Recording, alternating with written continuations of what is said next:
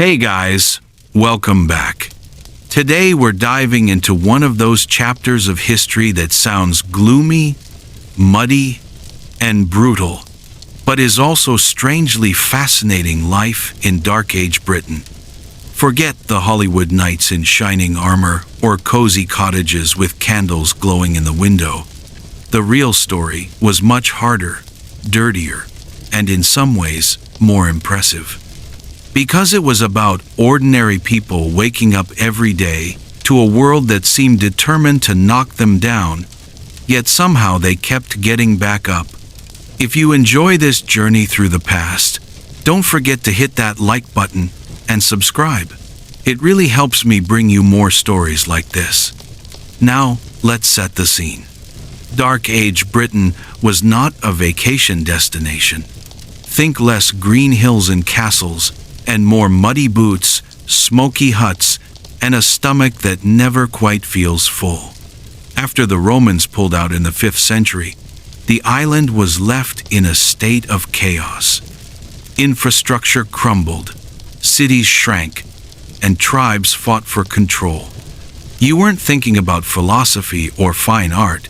You were thinking about whether the next harvest would fail, whether raiders would show up at dawn, or whether your roof would collapse in the next storm.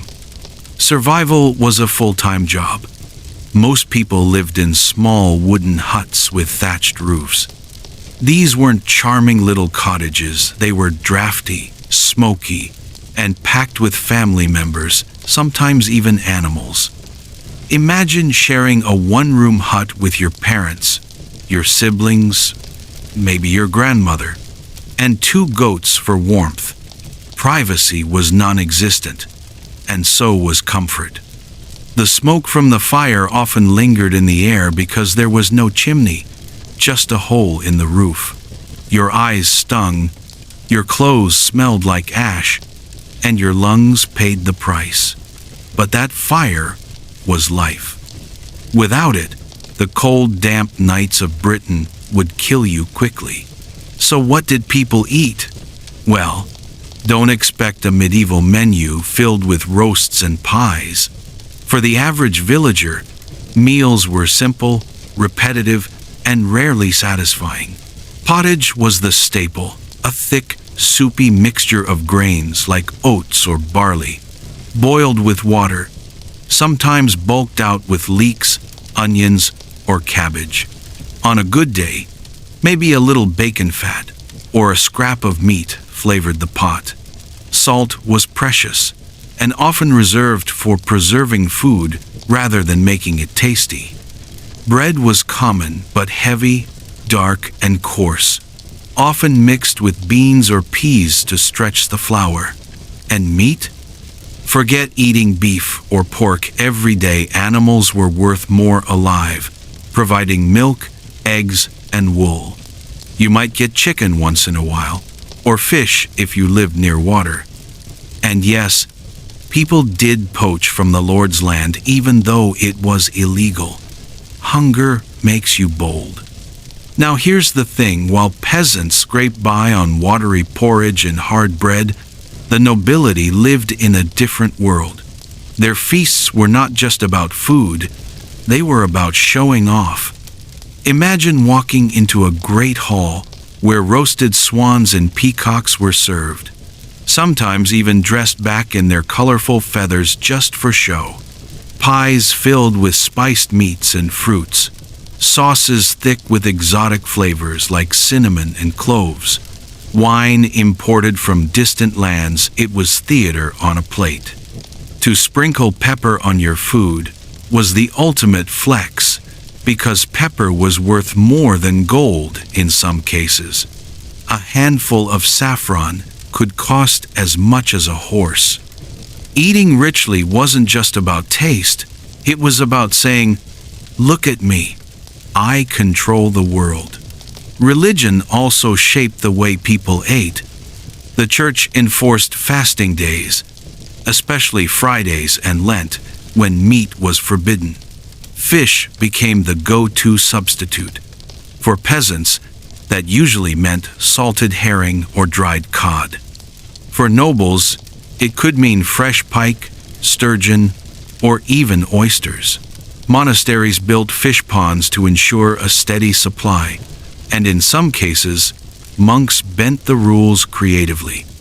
Beavers were considered fish because of their tails, and barnacle, geese were believed to grow out of driftwood, so technically they were allowed too. Sounds bizarre to us, but it made sense to them. And of course, we can't forget the drink. Water was risky, wells were often contaminated, streams full of waste, and disease spread quickly, so everyone drank ale. Children, adults, nobles, peasants, all of them. It wasn't the strong ale we think of today, but a weaker, everyday brew called small ale that was safer than water. Brewing was women's work, and alewives could even earn a living by selling extra batches to neighbors. Alehouses became the social hubs of villages, where people gossiped, traded goods, and sometimes drank too much. To refuse a drink could even look suspicious, as if you were rejecting hospitality. But let's not romanticize it. Life was brutal. The weather in Britain was a constant enemy.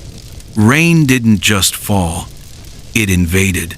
It soaked your cloak, your boots, and your spirits. Mud was everywhere. Frostbite lurked in winter, and summer often arrived late and left early.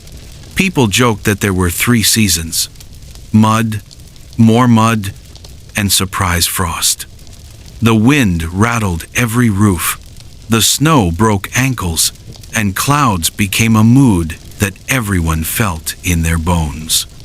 You could try to read omens in how birds flew or how pigs behaved, but in truth, the weather was as unpredictable as life itself. Marriage in this world wasn't about love, it was about survival.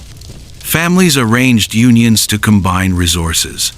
6 goats from one side, 5 from the other, and suddenly you had a small herd to build a future. Courtship might last as long as a bowl of porridge, and weddings were quick, modest, and heavily supervised. Privacy? Forget it.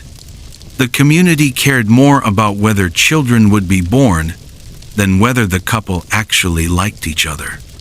And with death always lurking from disease, famine, or even a clumsy fall into a well remarriage was common. Affection existed, of course, but it was usually found in small moments, like a laugh shared at the hearth, or a bowl of stew handed across the fire. And what about entertainment? No Netflix, no books for most people, not even puppets unless you count your cousin making shadow animals after too much ale. What people had was the fire. The hearth was the cinema, the theater, the radio, and the social media feed of its day. Stories were told, retold, and reshaped. Gossip ran wild. Did you hear about the blacksmith's wife touching the baker's arm? Did you see whose baby looks suspiciously like the traveling piper? Rumors spread faster than fire in a dry field, binding the community together through shared scandal.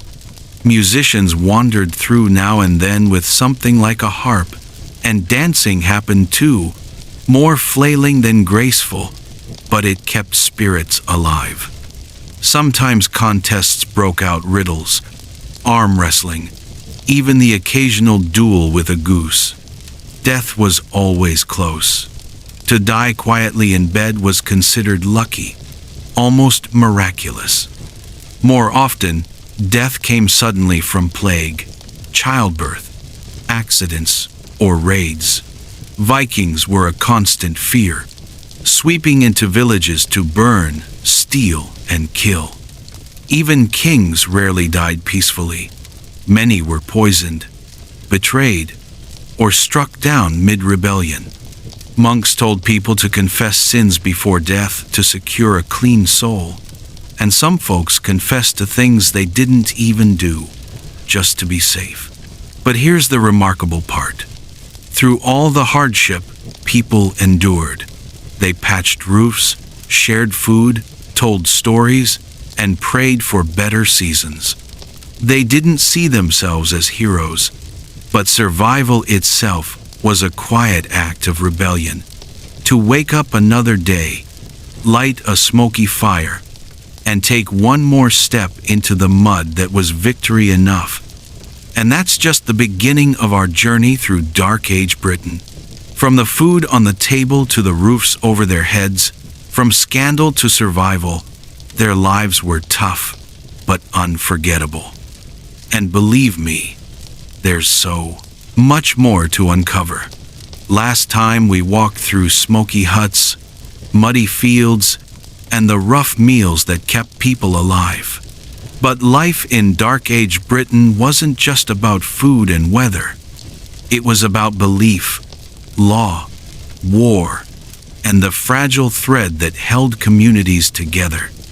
If Part 1 showed you what daily survival looked like, Part 2 will show you what people lived and died for, and how their world was shaped by forces both earthly and divine. Let's start with the church. In a land where literacy was rare, where most peasants couldn't count beyond their fingers, the church was the keeper of knowledge. Monks and priests wrote, read, and prayed in Latin, a language that sounded as distant as the heavens. For common people, the words were mysterious, almost magical. When the priest read from a scroll, you didn't argue, because for all you knew, he was holding the very voice of God in his hands. The church told you what was right, what was sinful, and even what you could eat on certain days. They decided when you fasted, when you feasted, and how you prayed for forgiveness. But here's the paradox. The same church that preached humility also wielded enormous power. Monasteries grew wealthy, sometimes owning vast lands, orchards, fish ponds, and vineyards. Monks prayed, yes, but they also brewed beer, made cheese, copied manuscripts, and collected rents from peasants who labored on church-owned fields. And while many monks lived in strict simplicity, others bent the rules. A vow of no meat might be reinterpreted to mean no beef or pork, while roasted poultry was conveniently excused. Some abbots lived like nobles, feasting richly behind stone walls, while their parishioners chewed stale bread. Yet the monastery was also where you'd go when famine hit. Their storerooms, their fish ponds, and their discipline often made them better prepared than anyone else. Still, religion wasn't just about monks and priests. It was everywhere. People believed the forest listened, that rivers had moods, that saints walked beside spirits. Christianity sat on top of older traditions. You might pray to St. Cuthbert in the morning, but you'd still mutter a charm when the wind howled at night. You might fast on Friday, but you'd also leave an offering near a standing stone, just in case. To modern eyes, it looks contradictory, but to them, it was practical. Why put all your faith in one thing when the world was so dangerous? Better to cover all bases. And then there were the Vikings. You may never have seen one in person, but the very word could freeze your blood. It was less a description than a threat level. To hear Viking was like hearing fire, except the fire had axes, ships, and a beard. They appeared suddenly, out of nowhere, burning villages, taking livestock, even carrying people away as slaves. Sometimes they left with nothing but smoke and screams behind them. No one kept receipts. No one apologized. They came like storms, and your only choices were to fight, flee, or hide in the woods. Stories spread quickly. Some said Vikings wore horned helmets. Others swore that was nonsense. But either way, no one wanted to get close enough to find out. Local militias existed, of course. Men with spears, shields, and more courage than training. The priest told you prayer would protect the village. The militia told you running was wiser. And truth be told, the squirrels hiding in the forest usually survived better than the bravest farmer with a pitchfork. People told stories of fending off raiders with rakes or stones, but most ended with burned huts and missing pigs. And even if you lived inland, far from the coast, you slept lightly. Because if a trader with a strange accent showed up, or if a stranger painted his face for fun, you wondered, could this be the first sign? But the enemy wasn't only raiders. Disease haunted every village. A cough could sweep through your family and carry someone off in days. A wound could fester into something fatal. And if you got sick, who did you turn to? The healer. Usually an older woman who knew herbs, barks, and rituals passed down through generations. She'd smear you with mud.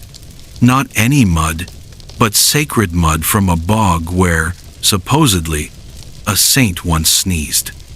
She'd press nettles and moss to your forehead, chant words that sounded suspiciously like tavern songs, and, yes, she'd probably bring out the leeches. Leeches were believed to balance the humors of the body. You didn't think much about bile and phlegm, but when one slipped into your tunic, you began to suspect the healer enjoyed this a little too much. If you survived the treatment, you might be given a talisman made of straw, teeth, and maybe even an old button. Wear it until your fever breaks, she'd say, and you would. Because what else could you do? Medicine was part science, part superstition, part hope. And if you lived long enough to laugh about it, well, maybe the mud and leeches had worked after all. Hygiene, meanwhile, was a luxury. Bathing wasn't a daily habit, it was an ordeal. First you had to fetch water, which meant hauling buckets from a well guarded by an angry goose. Then you had to boil it, cool it, and pour it into a tub shared by your family, your cousins, and sometimes your livestock. Soap was made from fat and ash. It cleaned you, sure, but it smelled like betrayal and burned your dignity along with your skin. Most people agreed silently that everyone stank, so no one brought it up. If you did wash, it might be a quick splash in a stream or a rub with moss. Monks bathed more often, which seemed suspicious. Maybe they prayed for plumbing, education. Forget it. You didn't go to school. Grammar wasn't grammar. It was the name of the village herb witch. Writing looked like chicken tracks across parchment. Something priests insisted was holy truth, but might just as easily have been a grocery list. Your education came from your parents, who taught you how to plant and harvest, from the elder who taught superstition, and from life itself, which taught pain in bulk. But you were clever in your own way. You could gut a fish in the dark, argue with a drunk neighbor and win, or remember exactly which berries wouldn't kill you. That was literacy enough for the world you lived in. And when the day's work was finally done or postponed, because your back screamed for mercy, you gathered around the fire. This was the heart of village life. No screens, no books, no concerts. Just firelight, gossip, and stories. Someone would tell a tale of an ancient king or a sacred stone, and someone else would interrupt, swearing their grandmother told it differently. Gossip flowed as freely as ale. Did you hear who was seen by the river with the monk? Did you notice the baker's wife touching the blacksmith's arm? Nothing stayed secret for long. Secrets were just stories waiting to be exaggerated. Through it all, death shadowed life. Quiet deaths in bed were rare, almost miraculous. Most deaths were sudden, messy, and public. A runaway ox, a bad cut, a fever, childbirth, all could end you quickly. Even kings and nobles were not safe. They might fall mid-battle, be poisoned by an ambitious nephew, or collapse after one too many feasts. But while death was feared, it was also woven into life. People confessed sins they hadn't even committed, just to be safe. And when someone died, their name was spoken at feasts or carved on stones, because memory was the closest thing to immortality. What amazes us now is not just how hard life was, but how people carried on anyway. They endured rain, famine, sickness, raids, and superstition, yet they laughed, told stories, brewed ale, and married not for love, but for survival, which was romantic enough in its own way. They weren't heroes, they weren't legends, but they endured. And maybe that's the most human story of all. In the last chapter, we wandered through muddy villages, smoky halls, and the everyday grind of peasants in Dark Age Britain. But to really understand that world, we have to climb up the ladder to the halls of the nobles, the lords and ladies whose lives looked nothing like the men and women scratching the dirt outside their walls. If peasants lived in survival mode, nobles lived in performance mode. Everything they ate, wore, and even how they sat at a table was designed to remind others that they were different, above, untouchable. So let's step into a noble hall. First thing you notice? Size. Where a peasant's hut might barely fit a family, the Lord's hall could hold the entire village. High timber beams, banners fluttering, rushes spread across the dirt floor, and a fire blazing so high it made the rafters smoke. This was not just a home, it was a theater of power. The long table running down the center wasn't just for eating, it was for showing who mattered. The lord and lady sat at the high table, visible to all, while guests ranked themselves down the line. The closer you sat, the more important you were. Food was served in courses, not because anyone really needed 6 kinds of meat at once, but because every platter carried meaning. And oh, the food.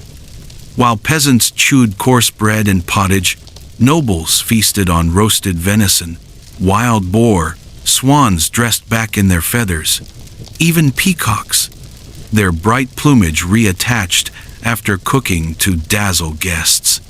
Imagine the shock of seeing a bird arrive at the table, shimmering in blue and green, only for someone to carve it open and reveal steaming meat. Pies were enormous, sometimes containing layers of meat and fruit together. Spices, cinnamon, pepper, saffron, ginger flowed across the dishes like gold dust. To sprinkle them generously wasn't just about taste. It was a way of declaring, I can afford what you can't even dream of touching. But eating in a noble hall was never just about the stomach. It was ritual. Servants moved like clockwork, carrying silver platters, filling goblets, and keeping the fire stoked. Musicians played in the background, jesters cracked jokes, and dancers spun between tables. Even the act of carving a roast was ceremonial, the Lord slicing with deliberate care, each gesture saying, I am master here. Guests were expected to follow etiquette. No elbows on the table, no grabbing, and certainly no eating before your betters did. Every bite reinforced the hierarchy. Yet, for all their splendor, nobles weren't invincible.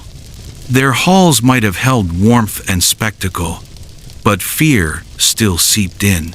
Fear of famine, fear of disease, fear of betrayal. A nobleman could lose everything in a single raid, uprising, or bad harvest. And unlike peasants, they had more to lose, more livestock, more stores, more enemies. Their paranoia was constant. Poison in the wine, a dagger in the dark, a cousin with too much ambition. That's why nobles rarely dined alone. Meals were public, controlled, witnessed, because privacy was dangerous. Now, let's talk about war. Because nobles weren't just landlords. They were warriors. A peasant might carry a rake, but a noble carried a sword, and not just any sword.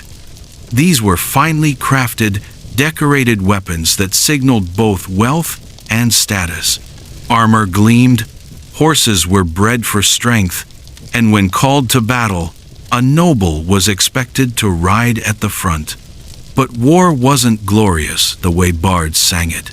It was mud, chaos, screams, and death. Imagine charging across a field, only to fall face first into a ditch filled with water and arrows. Imagine holding a shield while the man next to you collapsed, blood soaking into your boots. The songs told one story, the ground told another. For peasants, war was something that happened to them, not by them. Armies trampled their crops, took their food, and burned their homes. For nobles, war was the stage where reputation was made or destroyed. You didn't just fight for land. You fought for honor, for loyalty to your lord, and sometimes for sheer survival against invaders. But if you died, and many did, you hoped the bard would at least sing your name correctly. Now, if we zoom back into daily life, class differences weren't just about food or weapons. They were about everything. What you wore, for example, screamed your status. A peasant's tunic was rough, homespun, patched again and again. A noble's garments, by contrast, glowed with dyed fabrics, fur linings, and embroidered edges. Some dyes were so rare they might as well have been liquid treasure. Wearing purple, for instance, wasn't just fashion. It was a declaration of privilege. Shoes, jewelry, even belts carried meaning. To see a noble draped in fine cloth was to be reminded, every second, that you were not them. But here's a twist: nobles stank, too. Yes, they had finer clothes, but they sweated in fur cloaks, feasted on heavy meats, and rarely bathed. Perfumes existed, made from flowers and sometimes deer glands, but all they really did was layer sweaty meadow over barnyard musk. Peasants might envy the meals and halls of the lords, but in truth, both classes lived in a world of fleas, smoke, and mud. Religion cut across both worlds. Nobles built churches, funded monasteries, and paraded their piety, but superstition still ruled. A lord might consult a priest in the morning and a seer at night. He might donate land to a monastery but still carry charms against the evil eye. Because in a time where famine, plague, and death hovered constantly, no one could afford to gamble. Salvation was one thing, survival was another. And what about women?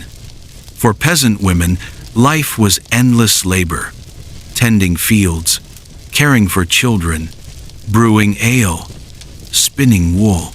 For noble women, life was both easier and harder. Yes, they had servants. Yes, they wore fine gowns. But they were also pawns in political marriages, bargaining chips for alliances. Their worth measured in land, dowry, and heirs. Some, like queens or abbesses, gained real power. Others faded into the background, their names forgotten. But make no mistake, women, whether peasant or noble, carried the weight of survival on their backs. Without them, the rhythm of fields, hearths, and halls would have collapsed. Entertainment, too, looked different depending on class. Villagers gathered around a fire to gossip and tell tales. Nobles, meanwhile, hosted feasts with jugglers, minstrels, and poets. But at the heart of it, both sought the same thing: a brief escape from the grind. Because whether you were laughing at a drunken neighbor's story or marveling at a jester's antics, you were still just trying to forget the mud, the hunger, and the uncertainty outside your door. When we put it all together, Dark Age Britain wasn't a single story. It was layers. The peasant scratching the earth, the noble dining beneath banners, the monk scratching letters onto parchment, the warrior dying in a ditch. All lived under the same sky, all feared the same storms, and all struggled to find meaning in a world that offered little comfort. Some found it in God, some in gossip, some in feasts, and some in sheer, stubborn endurance. And that's the real truth. Life in the Dark Ages wasn't noble or romantic. It was fragile, raw, and deeply human. And yet people survived. They built, they fought, they prayed, they laughed. And because they endured, we get to sit here centuries later, telling their stories. By now we've walked through the smoky huts of peasants and the grand echoing halls of nobles. But there's another layer of life in Dark Age Britain that shaped everyone, high and low. The law, punishment, and the strange web of beliefs that tied justice and superstition together. In a world where there were no police stations, no jails as we know them, and often no written laws at all, how did people keep order? And what happened when you broke the rules? Justice in Dark Age Britain wasn't blind. It was personal, loud, and often brutal. If you were accused of stealing your neighbor's chicken or cutting timber from the wrong forest, you didn't sit quietly before a judge with powdered wigs. You stood before your community, and everyone watched. Trials were part courtroom, part theater, part public warning, and the punishments? They were meant to sting not just your body, but your reputation. For minor crimes, humiliation was the weapon of choice. A thief might be tied to a post in the village square, while neighbors hurled insults and sometimes spoiled vegetables to remind you that your shame belonged to everyone. If you spoke lewdly or acted indecent in public, you might be forced to wear a badge or strange clothing that shouted your crime louder than you ever could. Imagine walking through your village every day with everyone whispering, "That's the one." But the punishments escalated quickly. Theft could cost you a hand. Adultery could cost you a back full of whip marks, or worse. Branding was used too, a letter burned into your skin, permanent proof that you had crossed the line. Think about that. Your body itself became a record, one you couldn't erase. In a time when literacy was rare, the human body was the parchment, and pain was the ink. Of course, these punishments weren't equal. A wealthy man could sometimes get away with a fine, while a servant girl might face lashes for the same offense. Justice was tangled up with status, and hypocrisy ran deep. Ministers thundered about purity, yet quietly looked the other way when men of power slipped. The poor bore the public shame, while the rich often slipped back into respectability. Even in the so-called Age of Faith, power bent the rules. Now here's where things get strange. Superstition often mixed right into justice. Trials weren't only about witnesses or evidence. Sometimes they were ordeals, tests believed to reveal divine judgment. You might be forced to plunge your hand into boiling water and then wait to see how the wound healed. If it healed clean, you were innocent. If it festered, well, God had spoken. Or you might be tied and thrown into a river, float, and you were guilty because the water rejected you. Sink, and you were innocent, assuming someone pulled you out in time. Justice was literally a matter of life, death, and whether your lungs filled with water. And let's not forget the church. Religion shaped everything about justice. Priests preached that sin was not just personal, but contagious, threatening the whole community. That's why even small scandals, a kiss in public, a whispered rumor could explode into public trials. The community believed that if they tolerated sin, God's wrath would fall on everyone. So private behavior was never private.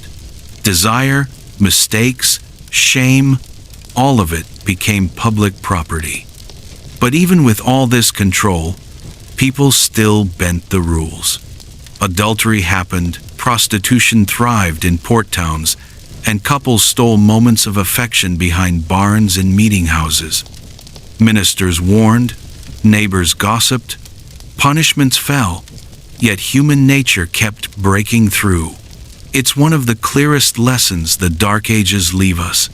No matter how harsh the rules, people are people. They loved, they lied, they cheated, they desired. And no amount of whipping posts could stop it. Superstition and belief weren't just in the courts. They bled into daily life. A raven's cry could mean bad luck. A certain knot in a tree might hold a spirit. People crossed themselves in church, but still left offerings at the old stone, just in case. Was it confused? Maybe. Or was it survival? Probably. When death was everywhere, plague, famine, raids, why not cover every base? Saints, spirits, omens, all had their place in the fragile balance of life. And then there was the weather, that constant enemy. Rain soaked the fields, winds tore through roofs, snow broke bones. People tried to read the skies the way we read calendars, clouds, the way animals behaved. Even the ache in old bones, all were signals. Sometimes they got it right, sometimes they didn't. But in a land without forecasts, omens were the best they had. The community itself was also a form of survival. Privacy barely existed. Families lived together in one room, neighbors knew your business, and gossip spread faster than wildfire. But that gossip wasn't just entertainment. It was control. If you strayed too far from the expected path, the whispers reminded you. And if whispers didn't work, the scaffold did. Marriage, too, was bound up with law and survival. Forget romance novels. A wedding was less about love and more about goats, land, and alliances.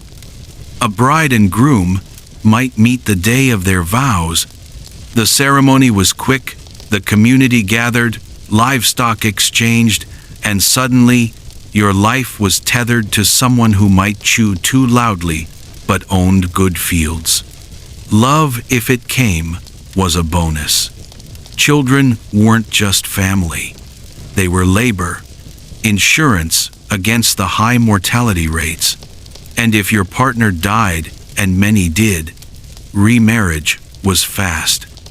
Mourning couldn't last long when there was barley to harvest and mouths to feed. Yet within this rough system, people found moments of tenderness, a shared laugh by the hearth, a bowl of stew offered without being asked, a song sung quietly when the day was done. Survival might have been the main script, but small gestures of love and mercy were the notes that kept the music going. And when death came, as it always did, sooner than anyone wanted, people hoped for peace. The ideal was to die warm by the fire, surrounded by family. But more often, death was messy, sudden, undignified. Plague, famine, childbirth, accidents, raids all stole lives. Monks preached about clean souls. Villagers confessed sins they hadn't even committed, just in case. And yet, in their own way, people found meaning. A good death wasn't just about the body. It was about being remembered, having your name spoken, a stone carved, a song sung. So, what was life in Dark Age Britain really like? It was law without fairness, justice mixed with superstition, punishment served with humiliation, and survival tangled with love, gossip, and fear. It was a world where nothing was certain but this. You endured, you adapted, and you hoped your story lasted longer than your body. If there was one institution that touched every part of life in Dark Age Britain, it was the church. Not just a building on a hill with bells and Latin chants, but the heartbeat of community life, the keeper of time, the judge of morality, the mediator between heaven and earth. To understand what it was like to live back then, you have to understand how deeply religion was woven into daily survival. Picture the smallest village, mud huts, smoky fires, animals penned close by. But somewhere, usually on a rise of land, stood a wooden or stone church. It might not be grand by modern standards, but for the villagers, it was the one building that felt bigger than life. Its bell marked the rhythm of their days. When to work, when to pray, when to gather. Births, marriages, and funerals all passed through its doors. It was both sanctuary and stage, a place of worship and a place of judgment. Monks and priests weren't just spiritual guides. They were also timekeepers, record keepers, and often the only people around who could read or write. If you wanted to know what year it was, you didn't ask your neighbor with the goats. You went to the priest. If you wanted a contract, a record, or even a rough sense of history, you relied on the monastery's scribes. In many ways, the monks were the librarians of the Dark Ages, preserving scraps of knowledge in a world where literacy was rare. But their influence stretched far beyond parchment and prayers. The church dictated what people could eat and when. Fridays, Lent, holy days all meant no meat. For peasants, that often meant salted fish if they could afford it, or watery pottage if they couldn't. For nobles, fasting days turned into feasts of fish, spiced sauces, and creative loopholes. Some monks even declared beavers to be fish because of their tails, allowing them to be eaten during fasting. It sounds absurd now, but it shows how faith and survival bent together. The church also controlled marriage. A union wasn't just a deal between families, it was a covenant before God. That meant priests had power to bless or condemn unions, to judge who was legitimate and who wasn't. And legitimacy mattered, because it determined inheritance. Behind the candles and vows, marriage was politics wrapped in scripture. Of course, the church wasn't free from scandal or contradiction. While priests thundered about purity, rumors often swirled about their own indiscretions. Wealthy abbeys, flush with land and donations, sometimes ate better than nobles, feasting on fish, cheese, and even pastries. Critics accused them of hypocrisy, but their influence remained unshaken. In a world filled with hunger and uncertainty, monasteries were often the only reliable sources of food, education, and charity. For ordinary people, religion wasn't confined to Sunday Mass. It seeped into every corner of life. Before planting, farmers crossed themselves and prayed for rain. Before hunting, men whispered charms against bad spirits. Mothers tied charms around children's necks, half prayer, half superstition, to ward off sickness. Saints and relics were everywhere, bones of martyrs, pieces of cloth, splinters of wood said to come from holy places. To touch one was to touch divine protection.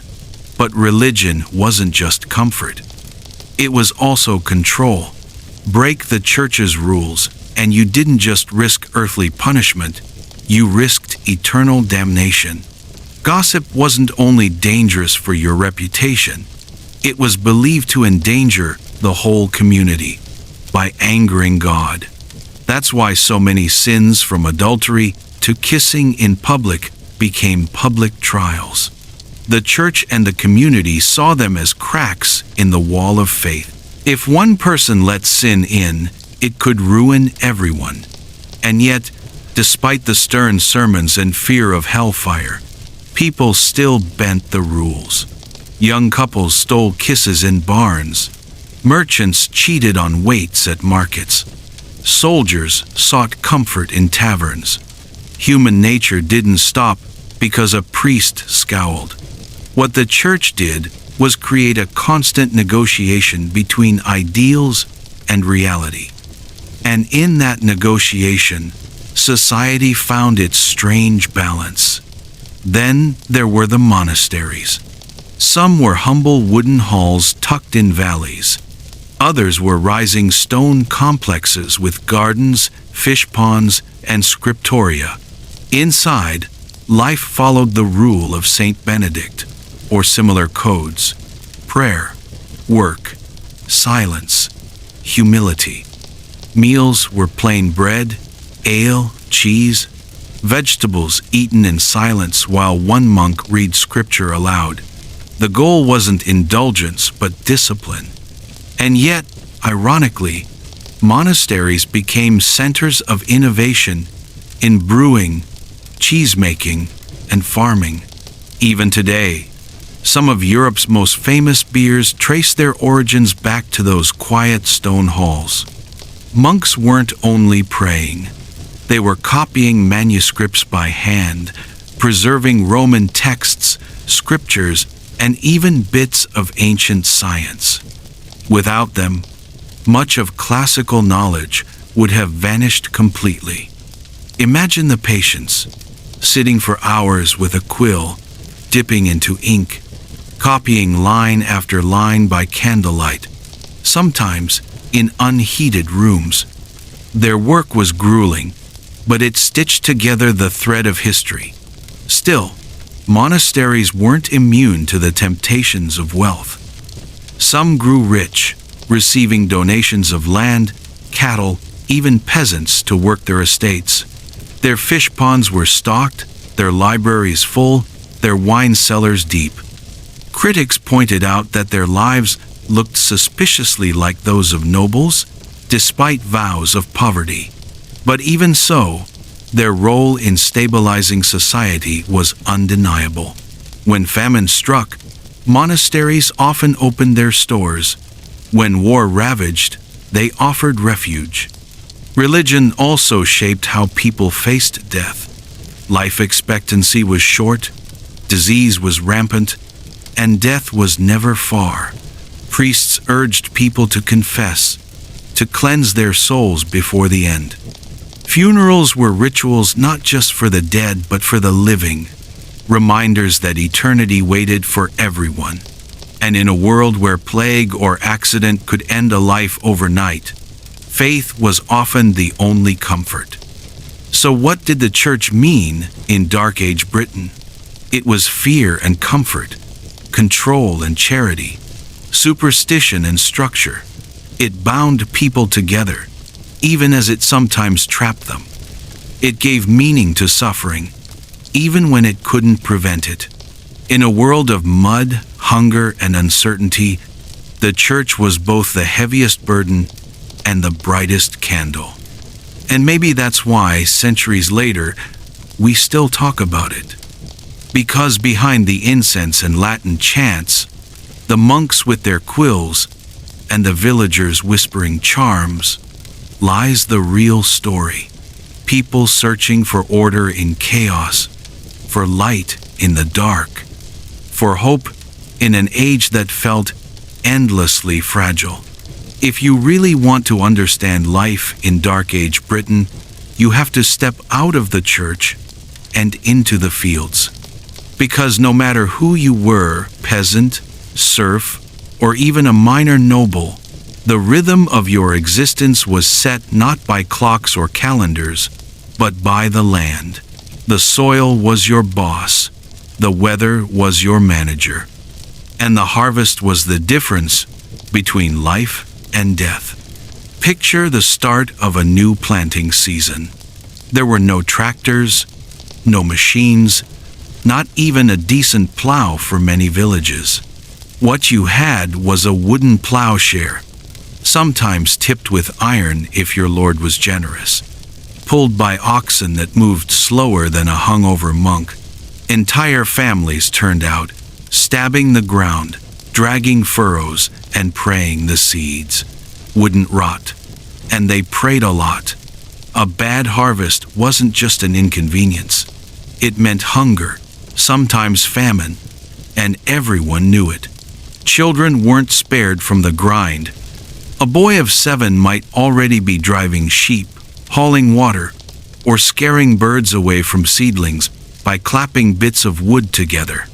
Girls gathered herbs, spun wool, and helped prepare food for workers who came home coated in mud. Childhood wasn't really childhood the way we think of it today. It was more like an internship in survival.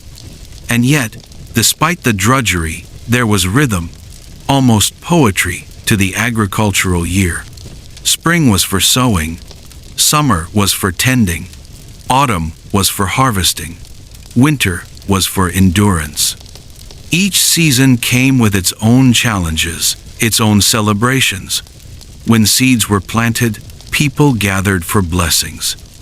When the harvest came in, they feasted, even if it was just coarse bread and a jug of ale. These moments reminded them that life was more than endless toil. The tools of farming were crude, but people made them work.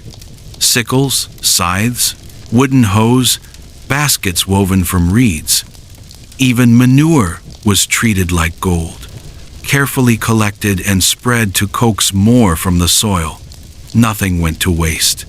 Animal bones became tools. Ashes fertilized the fields. Old cloth patched clothing until it was barely recognizable. Survival bred resourcefulness. Crops were the backbone. Barley, rye, oats, and wheat if you were lucky. Beans, peas, and cabbages filled out the diet. But the soil wasn't always kind. Heavy rains could wash seeds away. A late frost could kill sprouts overnight. And pests? Imagine fighting off entire waves of locusts, crows, and worms with nothing but your hands and prayers. That was farming in the Dark Ages. Every year was a gamble with nature. And then there was livestock. Animals weren't pets. They were your insurance policy. Cows for milk, sheep for wool, goats for everything from milk to meat. Pigs were walking larders, eating whatever scraps you had and fattening up for the winter slaughter. Chickens scratched around freely, providing eggs and the occasional meal. But animals weren't just food. They were fuel, clothing, and trade goods. Sheep's wool became cloaks. Oxen pulled carts. Even dung patched walls and fueled fires. Of course, owning animals wasn't simple. Lords often claimed rights over hunting and grazing. Peasants had to negotiate just to let their pigs wander into woodlands to feed on acorns. Fences were rare. Disputes over land use were constant. A cow that strayed into a neighbor's plot could start a feud lasting years. And remember, these weren't polite HOA disagreements. Sometimes it ended with clubs and knives. Land meant survival, and survival made people fierce. But life in the fields wasn't all misery. There were festivals tied to the land that gave people something to look forward to. Harvest feasts were some of the few times peasants ate well, bread baked, fresh, ale flowing freely, maybe even roasted meat if the season had been good. Music filled the air. Fiddles, flutes, and drums cobbled together from whatever materials they had. Dancing around bonfires wasn't just fun, it was tradition, an act of defiance against the hardship of winter waiting just around the corner. Seasonal rituals often blended Christianity with older pagan customs. A priest might bless the fields with holy water, but villagers still whispered charms to keep away blight. May Day celebrations, with flowers, dancing, and sometimes rather scandalous merriment, echoed pre-Christian fertility rites. People lived in a world where saints and spirits shared space, where crosses and charms hung side by side. And through all this, the manor system shaped daily life. If you were a peasant, you didn't own the land you farmed. It belonged to the lord of the manor. You worked his fields as well as your own. You paid him taxes not in cash but in labor, grain, or livestock. The manor was a self-contained world. Peasants farming, blacksmiths forging tools, millers grinding grain, all under the shadow of a lord's hall. In return, the lord provided protection, or at least the promise of it. Protection was no small thing. Raids were a real threat, whether from rival lords, marauding bands, or those dreaded Vikings. A wooden palisade or a small stone wall around the manor could mean the difference between survival and slaughter. And when danger loomed, everyone, peasant and noble alike, crowded inside, clutching whatever they could carry. Daily meals reflected this hierarchy. A peasant family might share a pot of pottage, thick with grains, thin on flavor, occasionally brightened by a turnip or bit of cabbage. Bread was dark, dense, sometimes gritty with bits of bran or ground beans. Meat was rare, reserved for special days. But on feast days, then the table brightened. Even peasants might taste pork or mutton, washed down with stronger ale. It wasn't frequent, but those rare meals became memories carried through lean winters. For the nobility, meals were about power as much as hunger. Roasted boar, venison, swans redressed in feathers, pies stuffed with mixtures of meat and fruit. Spices were treasures, flaunted to show wealth. To sprinkle saffron or cinnamon into a dish was like wearing a crown at the dinner table. Every bite screamed status. While peasants chewed survival, nobles performed theater with food. But despite the gap between hut and hall, both worlds were bound together by the same fragile system. The peasant's sweat fed the noble's table. The noble's power shielded the peasant's hut. Break that balance, and the whole society cracked. Which is why the land was sacred, why disputes over it were deadly, and why farming wasn't just labor, it was the axis of life. And through it all, the seasons kept turning. Muddy springs, stormy summers, golden autumns, bitter winters. Each year tested bodies, faith, and communities. Some years, barns overflowed. Other years, famine hollowed bellies and left graveyards full. The land was both gift and curse, feeding people while reminding them of their frailty. When you look at Dark Age Britain, it's tempting to see only mud and misery. But in truth, there was also resilience. People sang while they worked. They told stories around fires. They celebrated when the harvest came in, even if it meant nothing more than fresh loaves and a full belly. They endured the back-breaking grind because they had no choice, but also because they found meaning in it, in the rhythm of planting and reaping, in the small joys of shared meals and laughter, in the stubborn will to survive. That was the daily life of the fields: mud, sweat, hunger, and hope. The soil took much, but it gave just enough to keep people moving forward. And in a world without modern comforts, that was victory enough. When we move from the fields back toward the cluster of huts and halls, you begin to see what held Dark Age Britain together. The village wasn't just a set of mud-walled cottages. It was a living organism. Every person, every craft, every fire had a place within it. Without the village, the individual wouldn't last a season. Most settlements were small, maybe a few dozen families. Homes were built from wattle and daub woven wooden frames, plastered with mud and straw. Roofs sagged with thatch, sometimes sprouting weeds or moss, as if the earth itself wanted to reclaim the building. Floors were packed dirt, swept clean, but never really clean.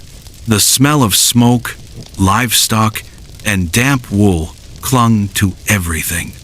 So much so that visitors from outside could sometimes smell a village before they even saw it. At the center stood the communal spaces, maybe a longhouse for gatherings, or the Lord's Hall if you were under manorial authority. These weren't grand stone castles yet. More often, they were large timber structures where decisions were made, disputes were settled, and feasts were held. Think of it as town hall, courthouse, and party venue rolled into one smoky chamber. Community life was intense because privacy barely existed. Entire families shared one-room huts with their animals, chickens underfoot, pigs snorting outside, maybe a goat tethered by the door. In winter, livestock sometimes came inside for warmth. You woke up to your brother snoring, your cousin kicking in his sleep, and your sheep trying to nibble the straw mattress. Walls were thin, doors barely shut, and gossip seeped through like smoke. But this closeness forged bonds. When someone's roof collapsed, neighbors patched it. When a child was sick, the healer came, but so did the women with broths and prayers. Work was communal too. Harvesting fields often meant the entire village turned out with sickles in hand. Even brewing ale or baking bread could be shared, with ovens or ale houses serving multiple families. Survival wasn't solo, it was collective. And within that community, crafts emerged. The blacksmith was a central figure. His forge glowed at the edge of the village, sparks flying as he hammered out nails, plowshares, and knives. Every clang of his hammer was a heartbeat for the village economy. Without him, tools dulled, weapons broke, and carts fell apart. He wasn't just a craftsman, he was lifeline. The carpenter shaped timber into wheels, frames, and furniture, though furniture was usually just benches, stools, and rough tables. The weaver spun wool into cloth on looms set up inside smoky huts. Women's hands turned fleece into thread, then into garments that were patched and passed down until they were more stitch than fabric. Potters molded clay into jars and bowls, fired in smoky kilns that sometimes collapsed, leaving the village without containers for weeks. These craftspeople weren't independent entrepreneurs the way we think of them today. They worked because the village needed them, often in exchange for food, labor, or protection. It was an economy of obligation more than profit. Coins were rare in small settlements. Barter ruled. A sack of grain for a new knife, a jug of ale for a basket. Everyone owed someone something, and those debts bound people as tightly as family. Markets, when they happened, were highlights of village life.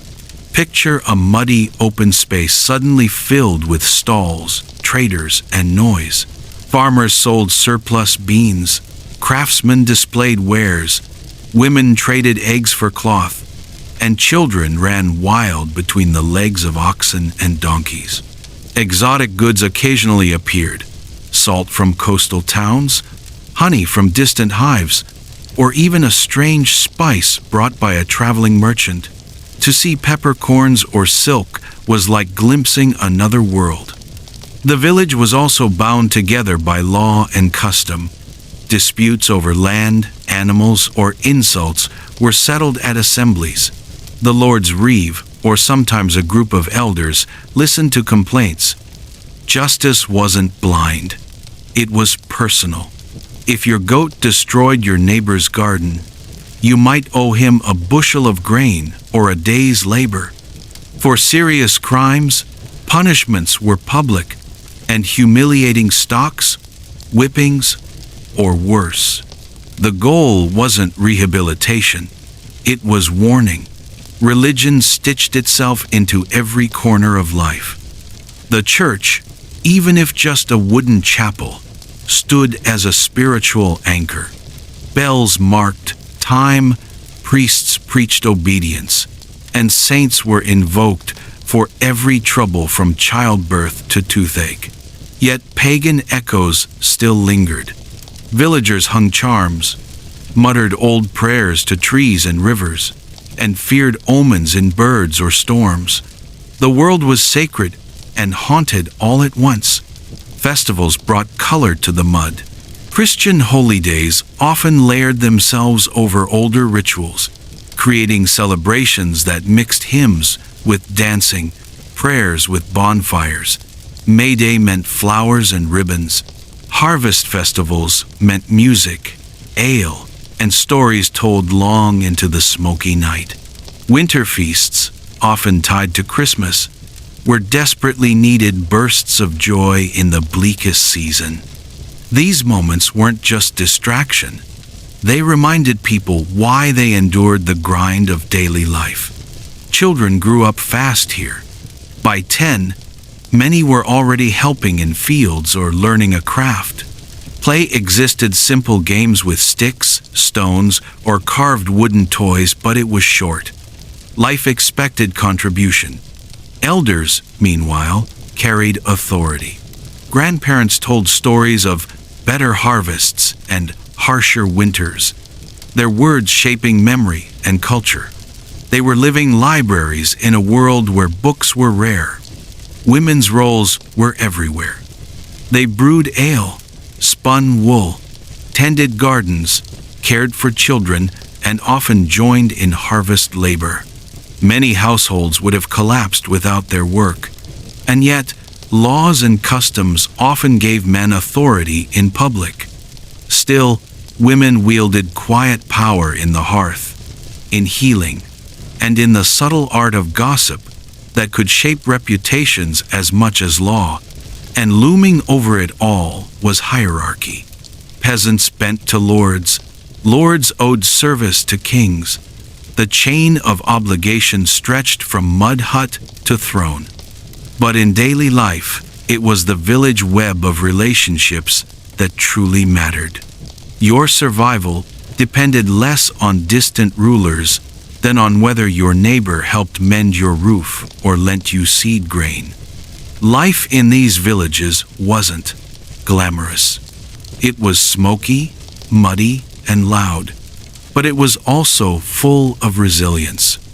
People sang while they worked, joked at the hearth, and celebrated small victories: a healthy calf, a successful brew, a harvest that didn't fail. It wasn't the romanticized Camelot of legend. It was far more ordinary and far more human. Because in Dark Age Britain, the village wasn't just where you lived. It was who you were. It defined your identity, your survival, your story. Alone, you'd starve. Together, you could endure. And in that fragile togetherness, a whole society was built. If there was one thing that shaped the rhythm of life in Dark Age Britain beyond weather and work, it was faith. But faith here didn't look like the polished version you might picture in grand stone cathedrals centuries later. It was messier, rougher, and layered with traditions that stretched back long before a priest ever arrived with Latin prayers and a wooden cross.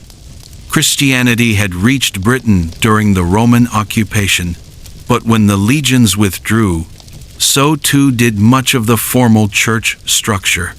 What remained in villages and scattered hamlets was a patchwork of belief. Some clung to the memory of Roman Christianity, others held to the older gods of the forests and rivers, and most people did what humans have always done. They blended both. Picture a villager standing at the edge of a field at dawn. He makes the sign of the cross, mutters a prayer to Christ for protection over the crop, and then quietly leaves a small offering of grain at the roots of an old oak tree. To him, this isn't contradiction. It's thoroughness. Why risk angering the spirit of the tree if it might help the harvest? Why not call on both Christ and the old gods? In the Dark Ages, faith was less about purity of doctrine and more about survival. Priests railed against these practices. They called them superstition, remnants of pagan error. But the villagers saw them as practical insurance.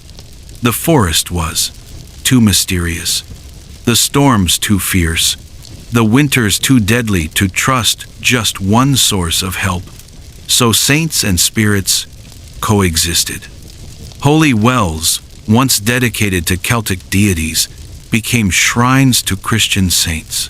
Festivals tied to the changing seasons were baptized into Christian holidays, their bonfires and dances given new names, but little changed in practice. In the countryside, Christianity wasn't spread by thick books of theology. It was spread through stories. Traveling monks told tales of saints who healed the sick or faced down devils.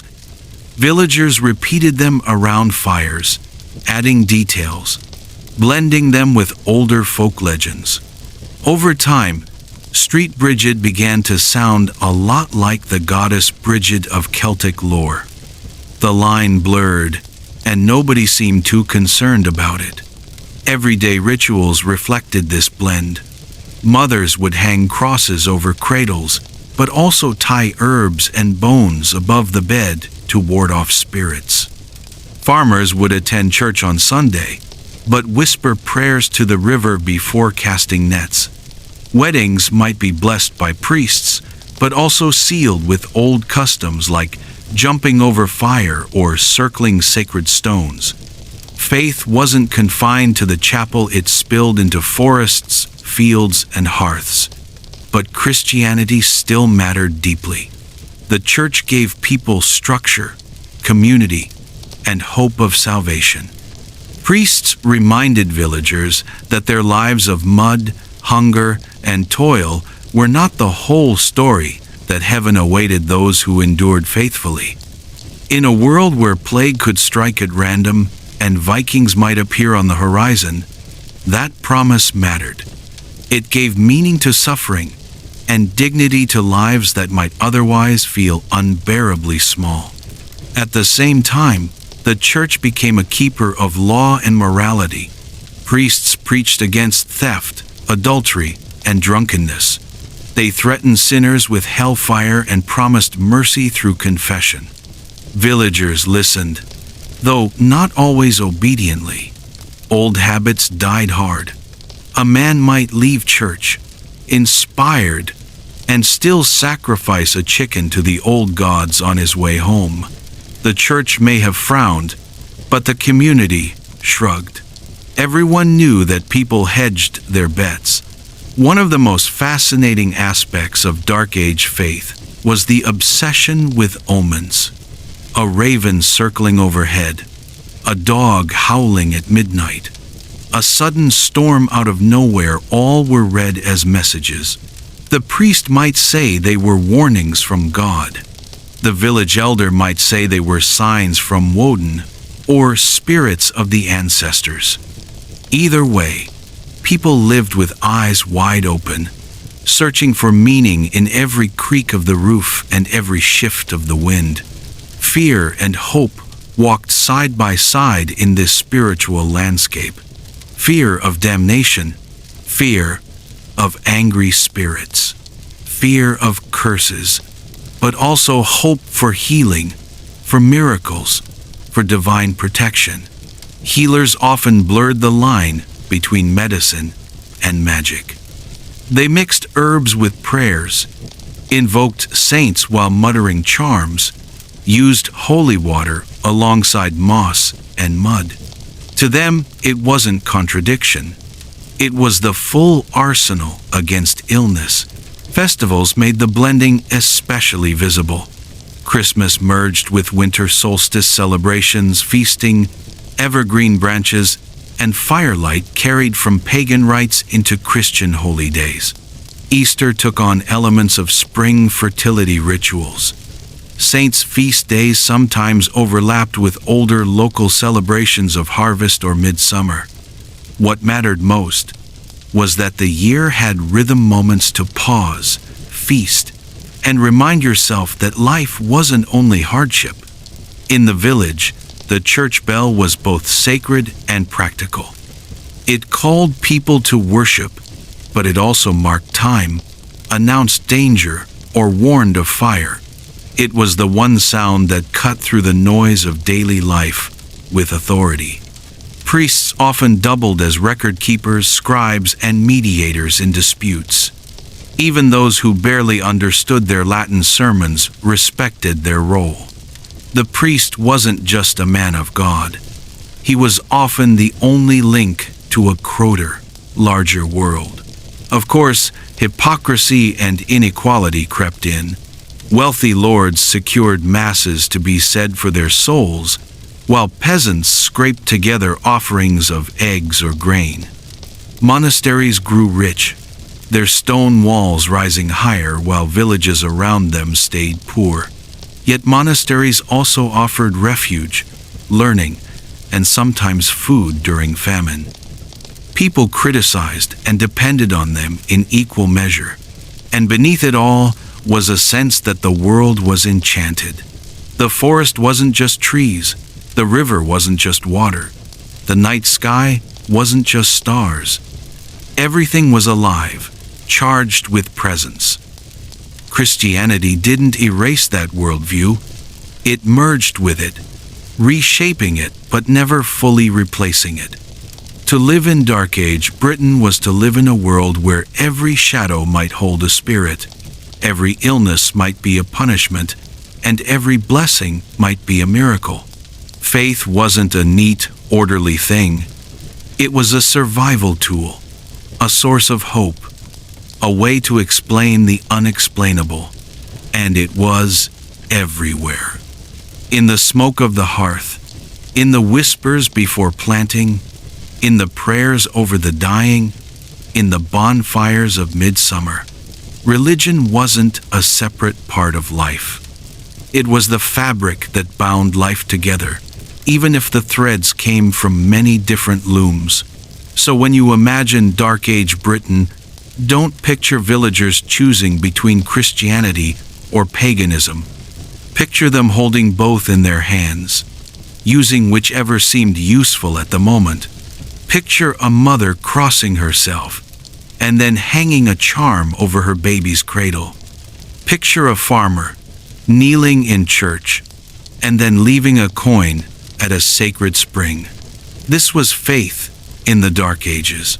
Practical, blended, and deeply human. If there was one shadow that never left the people of Dark Age Britain, it was sickness.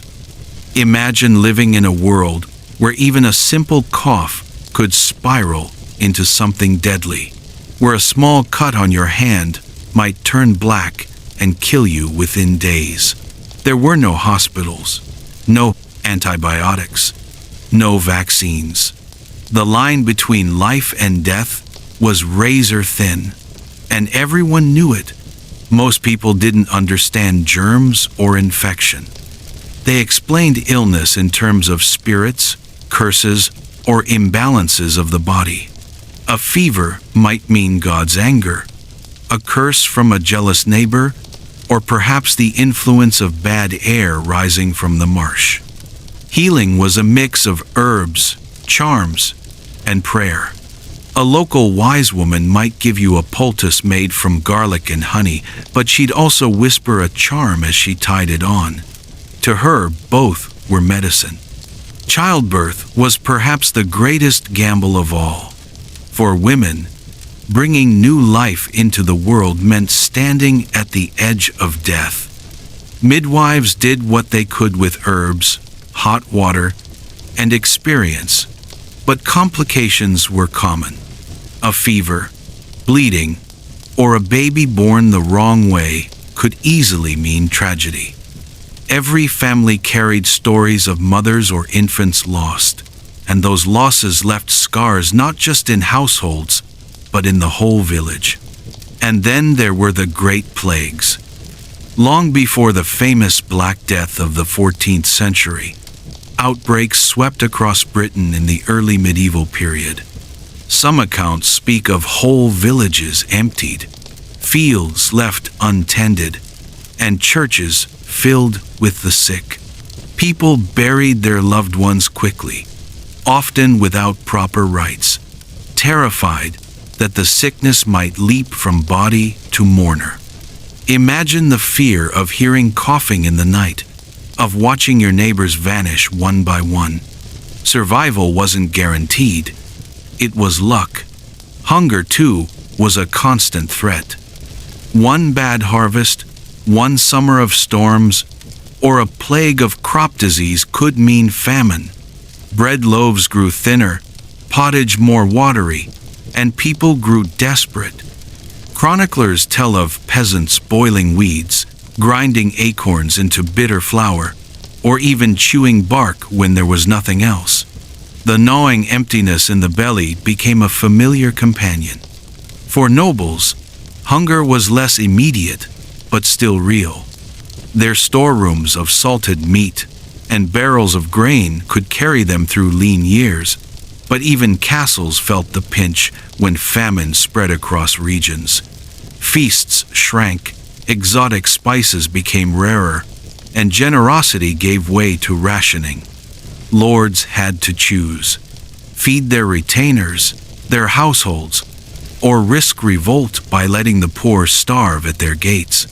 Death was everywhere. In villages, graveyards grew quickly, often marked with nothing more than wooden crosses or stones. Children's graves were heartbreakingly common, a reminder that survival past age 5 was never promised. For adults, accidents claimed many: falling from a horse, being crushed under a cart, drowning in a river. Life was dangerous, and there were few safety nets. How did people endure it? They leaned on ritual, on faith, and on community. When someone died, the entire village often turned out for the burial. Death wasn't just a private sorrow, it was a communal event. Funerals brought people together to mourn, to sing, to pray, and to remind themselves that life went on. Even the poorest man deserved some words over his grave, some recognition that his struggle mattered. The church helped frame suffering as part of God's plan. Priests preached that illness was either punishment for sin or a test of faith. That explanation, however harsh, gave meaning to misery. It made suffering feel less random, less cruel. People accepted that they might not understand God's reasons, but they believed there were reasons. In a world so unpredictable, that belief was an anchor. Superstition filled in the gaps. Charms, amulets, and rituals promised protection. A villager might carry a carved bone against fever, a sprig of rosemary against plague, or a scrap of parchment with a psalm written on it. Healers sometimes advised walking around a church 3 times at midnight, or whispering prayers backward to drive out illness.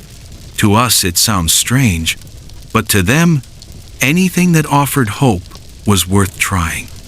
One of the hardest truths about Dark Age Britain is how normalized death became.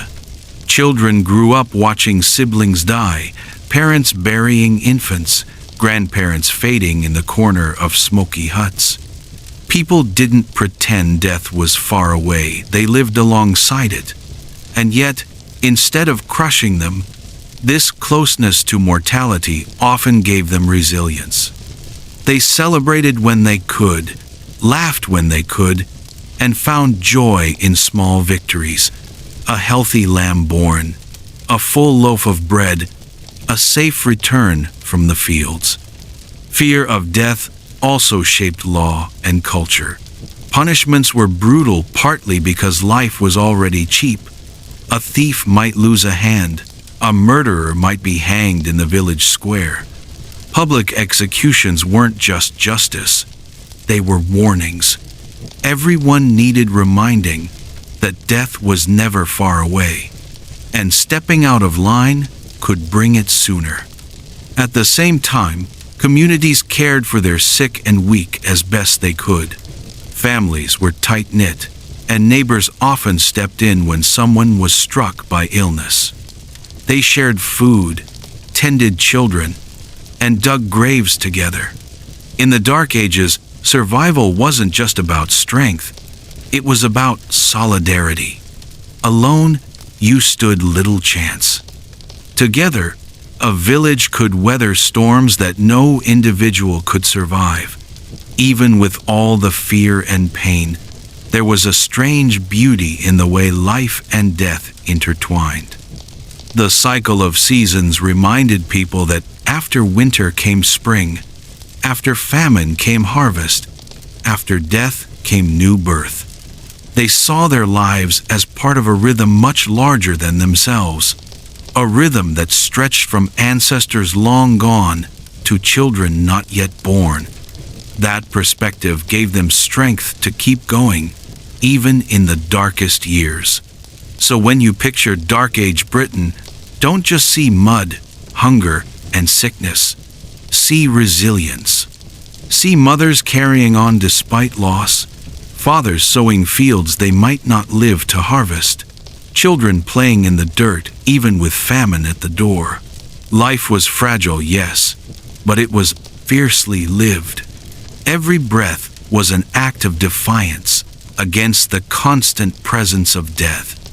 If food and illness defined daily survival in Dark Age Britain, then law and punishment defined how people managed to live together without falling into chaos. Imagine a world without police forces, no central courts, no lawyers waiting with thick books of precedent. Justice wasn't a matter of formal systems, it was a blend of ancient custom, community judgment, and raw power. And make no mistake, the punishments were brutal. For most ordinary people, justice started and ended at the village level. A crime like stealing grain or a goat wasn't handled with quiet paperwork. It became a public affair. The local elder, maybe a reeve or a thane, would gather villagers, listen to the accusation, and then everyone weighed in. In communities where everyone knew each other's lives, no secret stayed hidden for long. Gossip was evidence, reputation was proof, and anger from your neighbors was as damning as any witness. So what happened if you were guilty? Well, There were no prisons, as we think of them today. Locking someone away required walls, guards, and food luxuries peasants couldn't afford. Instead, punishment came swiftly. Thieves often lost a hand, a symbol that they could never again grasp what wasn't theirs.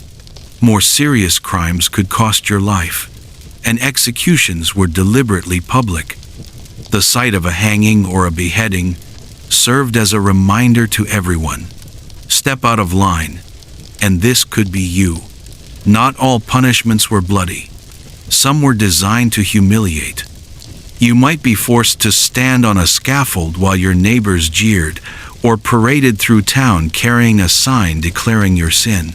Branding burning letters into the flesh was another favorite. A thief might carry the mark of shame on his face for the rest of his days. A woman caught in adultery could be whipped in public, or made to wear a special garment that shouted her disgrace without words. The goal wasn't just to punish the individual. It was to remind the whole community that order mattered. These small villages couldn't afford disorder. One thief, one fight, one scandal could threaten survival. Public shame bound people together in fear of breaking the rules. Even the family of the guilty carried a stain, and that pressure kept people in line. Yet justice wasn't only about punishment, it was also about payment.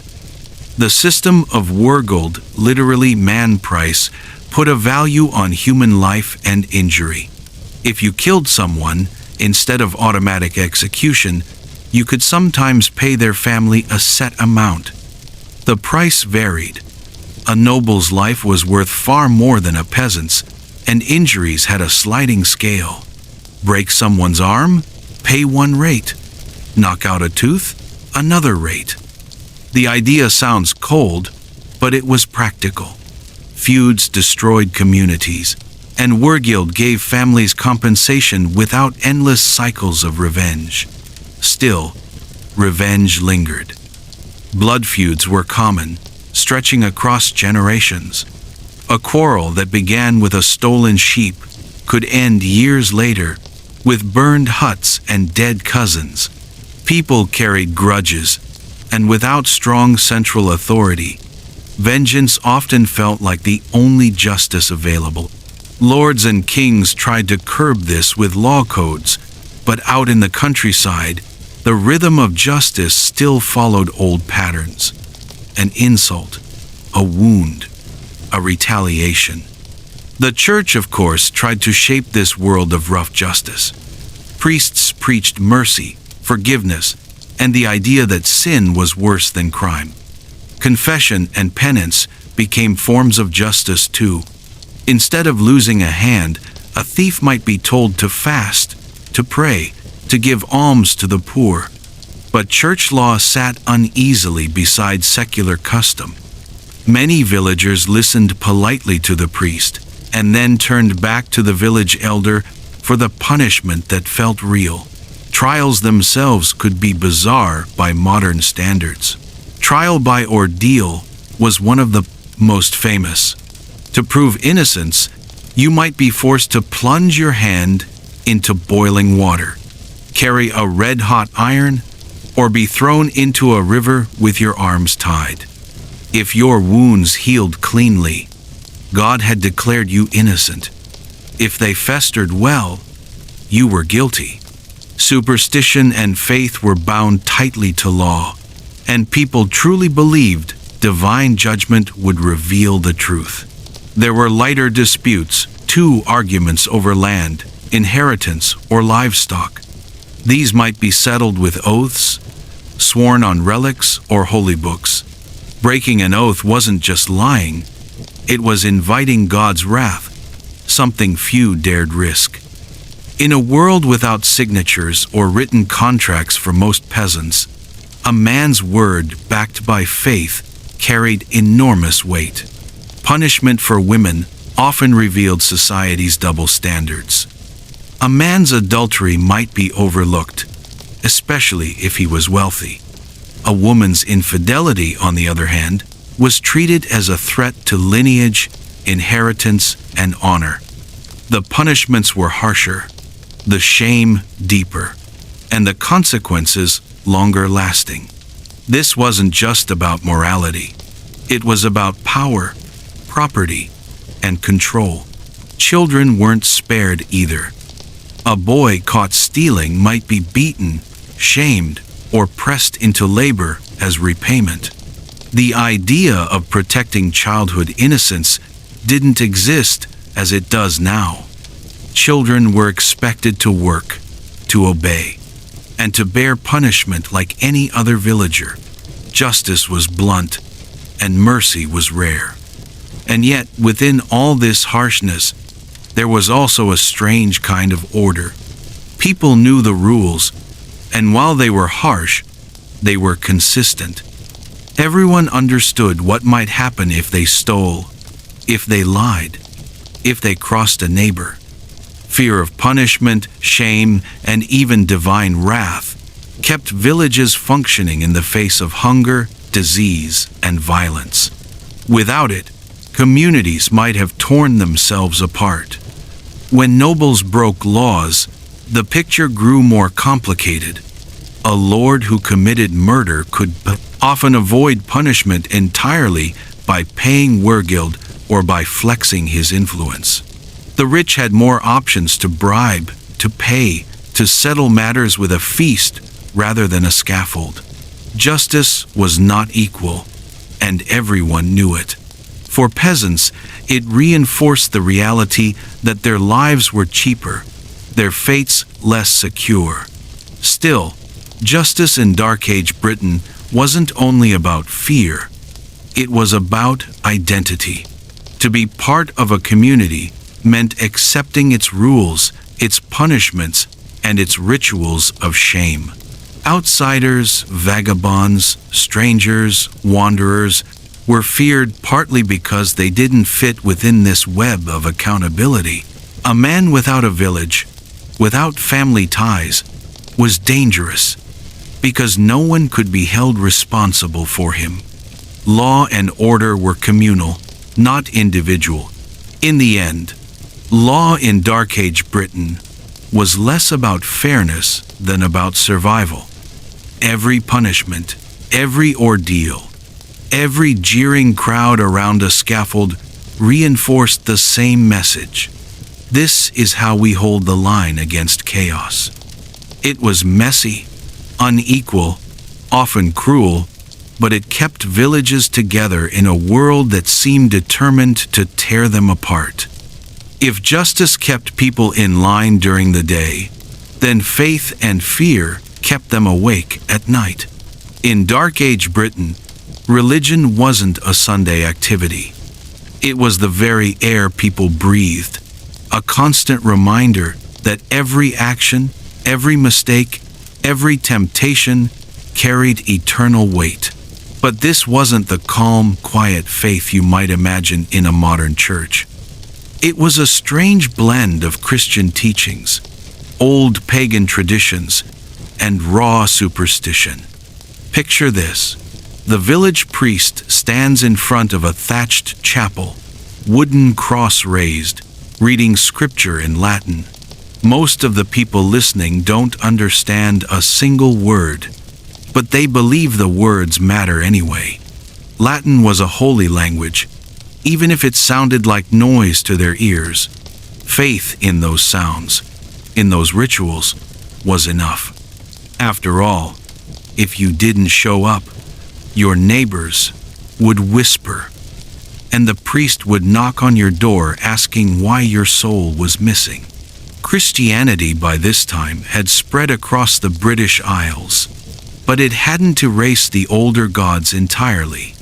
Farmers still whispered to spirits in the woods, left offerings by rivers, or tied scraps of cloth to sacred trees. Saints and spirits blurred together. A villager might pray to street, Bridget in church on Sunday, and then slip out at night to leave milk for the fairy folk who supposedly guarded the cattle. It wasn't contradiction, it was survival. Why risk angering either side? Superstition ran deep. If your child got sick, was it a fever, or had an evil spirit slipped into the hut? If a cow stopped giving milk, was it because of poor grass, or because a jealous neighbor cursed it? The healer might chant a Christian prayer while also sprinkling herbs, covering both bases, just in case. Faith wasn't pure doctrine.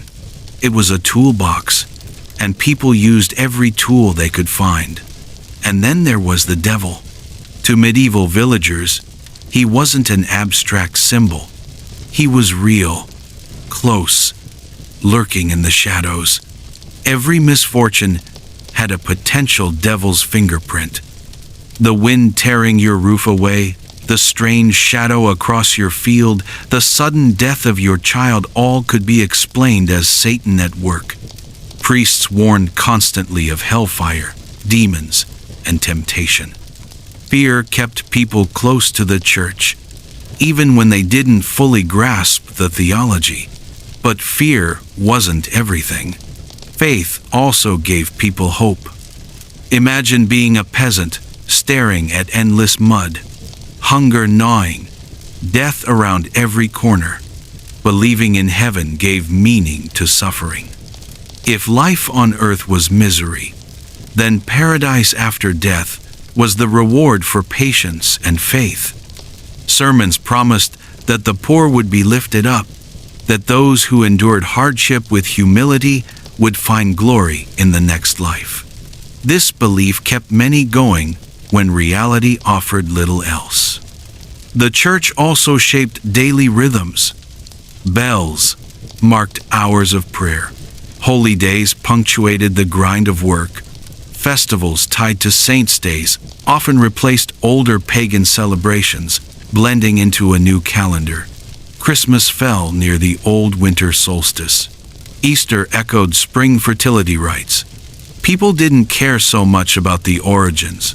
They cared that these were days when you feasted, when you rested, when life momentarily felt less harsh. And yet, folk rituals persisted stubbornly.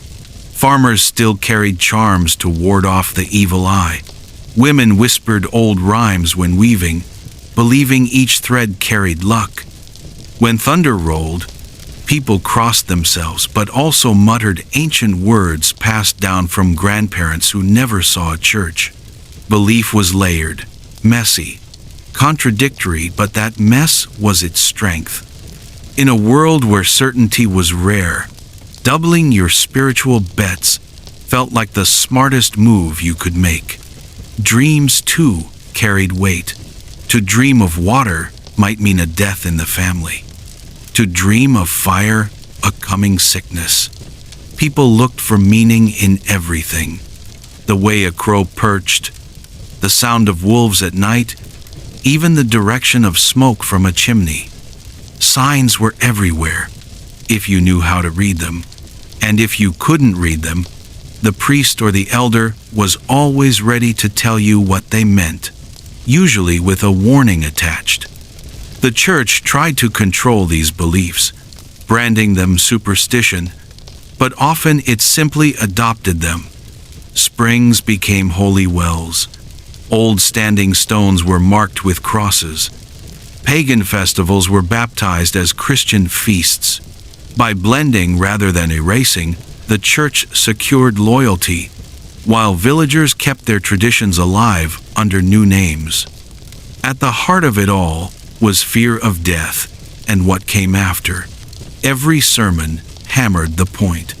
Heaven or hell, salvation or damnation. Ordinary sins could be forgiven, but dying unconfessed terrified people. Priests taught that purgatory, a fiery waiting room for imperfect souls, awaited most. This idea pushed villagers to confess constantly, sometimes even exaggerating sins they hadn't committed, just to be safe. And yet, for all the talk of punishment, religion also provided comfort. Candlelight flickering during Mass, hymns echoing in small chapels, shared prayers in times of famine or plague. These gave people a sense of belonging. Faith was the glue that held villages together, binding them not only to each other, but to a vision of eternity. Even kings weren't immune. Rulers sought the church's blessing to legitimize their power. Without divine approval, their crowns felt shaky. Monks copied scripture in cold stone rooms, convinced their labor kept darkness at bay. Nuns prayed over gardens and orchards, believing their devotion protected crops from blight. Faith shaped every layer of society, from the poorest peasant to the mightiest king. To live in Dark Age Britain was to live in a world where the sacred and the strange overlapped daily. You could hear the priest preach of Christ's love in the morning, and then see your neighbor mutter to a tree spirit at dusk. You could carry a rosary in your pocket and a lucky stone in your boot. It wasn't contradiction, it was survival. Because when wolves howled in the night and famine threatened in the morning, you wanted every bit of protection you could get, from heaven above to the spirits in the dirt beneath your feet. If you really want to understand Dark Age Britain, you can't just look at kings, priests, or warriors. You have to look at the women, the backbone of daily life. The silent strength that kept villages running while men swung swords or chased after livestock. Their story isn't told in grand chronicles or heroic sagas, but in the rhythm of kitchens, fields, and cradles. For most women, life began with labor, not the political kind, but the kind that leaves calluses and sore backs. From dawn to dusk, they worked alongside men in the fields, sowing barley, harvesting rye, or tending gardens filled with onions, leeks, and beans. When crops failed, they foraged wild herbs, berries, and roots, making sure their families ate something, anything, even when hunger gnawed. Farming wasn't men's work or women's work. It was survival's work, and everyone's hands were needed. Inside the home, women kept the fire alive literally. In an age without matches or lighters, a hearth fire was never allowed to die. To lose it meant begging a neighbor for a spark or struggling with flint and tinder in the damp cold. So a woman's job was not just cooking, but protecting flame itself, the fragile heart of every household. Meals were humble, pottage simmering for hours, coarse bread baked when grain allowed, an occasional scrap of meat. Women stretched ingredients with creativity, turning weeds into soup, grinding acorns into meal, and adding wild greens to disguise the taste of famine. Clothing was another domain of women's labor. Wool had to be sheared, cleaned, carded, spun into thread, and woven into cloth, all by hand. A single tunic could take weeks to make. Girls grew up learning how to spin before they could even read or write, because in a world where garments wore out quickly, weaving meant survival. Men might fight with swords, but women armed their families with warmth. Marriage was rarely about romance. A young woman's hand was more likely traded like land or cattle, cementing alliances between families. Her dowry, goats, blankets, or a small plot of land mattered more than her smile. And once married, her role was clear: bear children, run the household, keep the family alive. Fertility wasn't just personal, it was economic. A large family meant more hands to farm, more security in old age, and, tragically, more funerals. Because childbirth was as dangerous as any battlefield. It's hard to overstate the risks. Without modern medicine, even a healthy young woman might not survive labor. Midwives like Maywin often part healer and part witch in the eyes of neighbors, did what they could with herbs, prayers, and steady hands. But many mothers died, and many children with them. A woman who lived past 40 with all her children alive was considered lucky, maybe even blessed. And yet, women carried more influence than we often imagine. In the absence of men, away at war, lost to raids, or simply dead, women managed farms, handled trade, and negotiated disputes.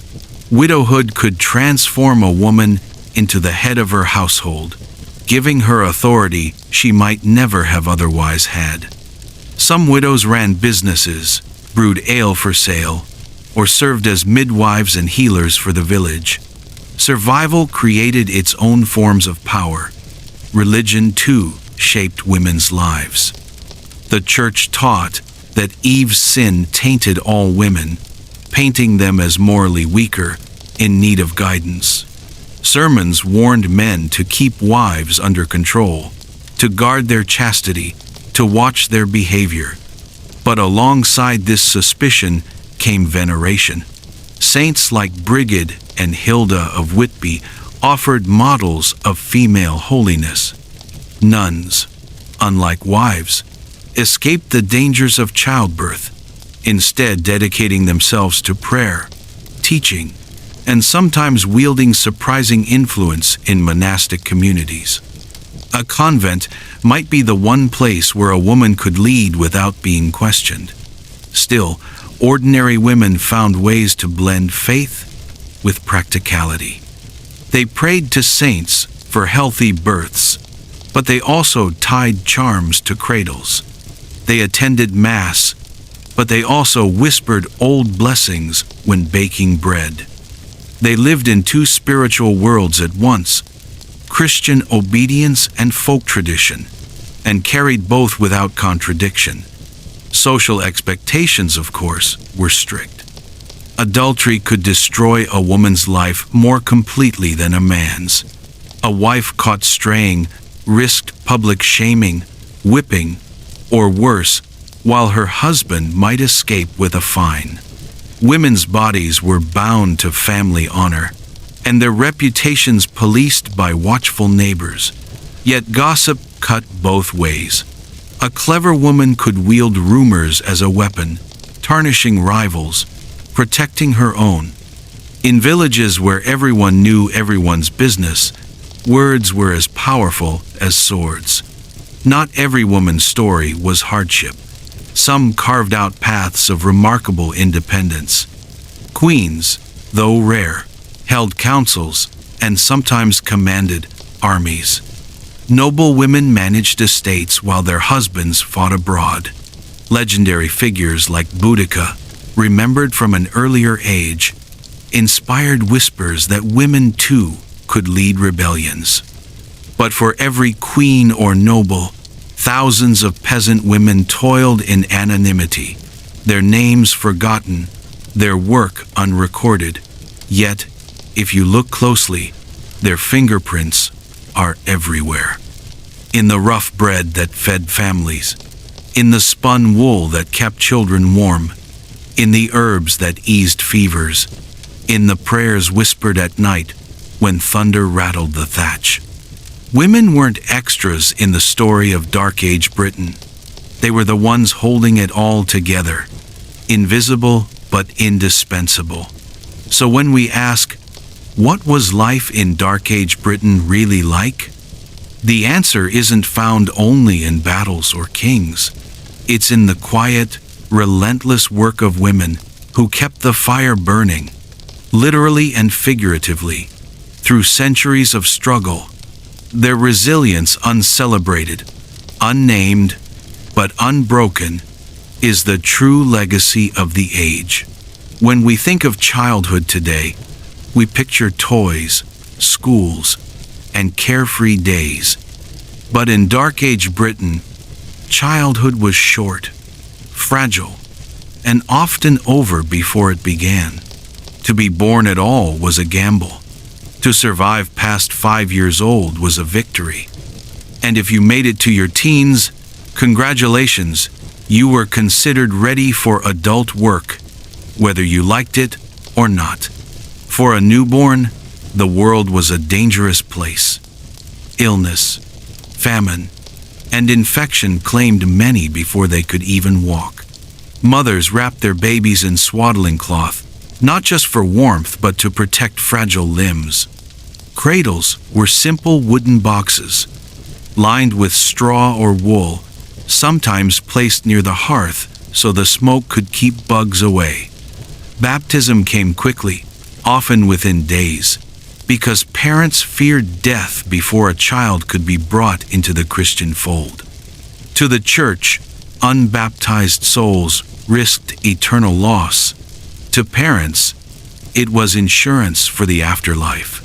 But if a child survived those early years, life didn't mean idleness. By the age of 5 or 6, children were expected to help. Boys chased animals out of fields, fetched water from streams, or collected firewood. Girls helped mothers grind grain, spin wool, or tend to younger siblings. Childhood merged seamlessly into labor. Playtime existed, but it usually mirrored adult life. What did they play with? Simple things. Pebbles could become game pieces. Sticks doubled as swords. Dolls were carved from wood or stitched from scraps of cloth. Children sometimes played with knuckle bones, small animal bones used like dice in games of chance. They raced, wrestled, and made up songs. Laughter did exist, but it was squeezed between chores. And even games taught survival skills. Aiming stones at targets helped boys prepare for hunting. Girls learned sewing by making clothes for their dolls. Education, as we imagine it, barely touched most children. Literacy was rare outside monasteries. A lucky few boys, often from noble families, might be sent to a monastery school to learn Latin, scripture, and basic writing. Girls almost never had this opportunity unless they joined convents. For the majority, learning came through doing how to milk a goat, how to thatch a roof, how to spot edible herbs. Survival itself was the classroom. Family expectations weighed heavily. A boy was raised to become a farmer, a craftsman, or a warrior. A girl was prepared for marriage, childbearing, and endless domestic work. Childhood wasn't about self-discovery. It was about preparing for the role society needed you to fill. That pressure shaped every game, every chore, every day. And yet, there were moments of wonder. Festivals and feast days offered rare treats, honey cakes, music, brightly colored ribbons to chase in the wind. Children watched traveling minstrels with wide eyes, listened to tales of saints and heroes, and learned riddles that danced on the edge of nonsense. In those fleeting moments, laughter rang as freely as in any playground today. But danger always lurked. A child could die from something as small as a cut that festered. A slip into the river could mean drowning. Wolves and wild dogs prowled the edges of villages. Famines left many stunted, their growth forever marked by lean years. And war, Viking raids, tribal skirmishes, noble disputes could turn a child into an orphan overnight. Childhood was fragile because the world itself was unforgiving.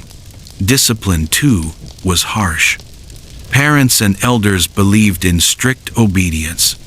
Disrespect could earn a cuff, a beating, or worse. Children were often reminded that life was serious.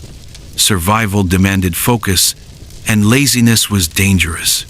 And yet family bonds were strong. Mothers sang lullabies.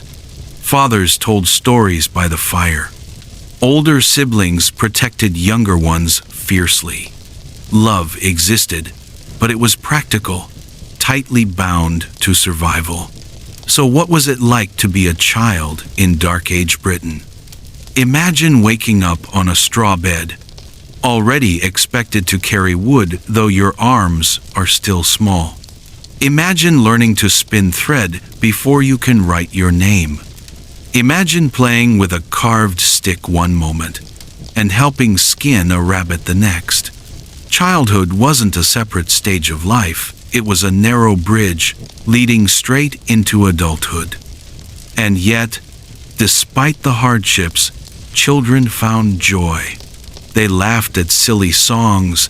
They raced barefoot through mud. They dreamed when monks recited strange stories about distant lands.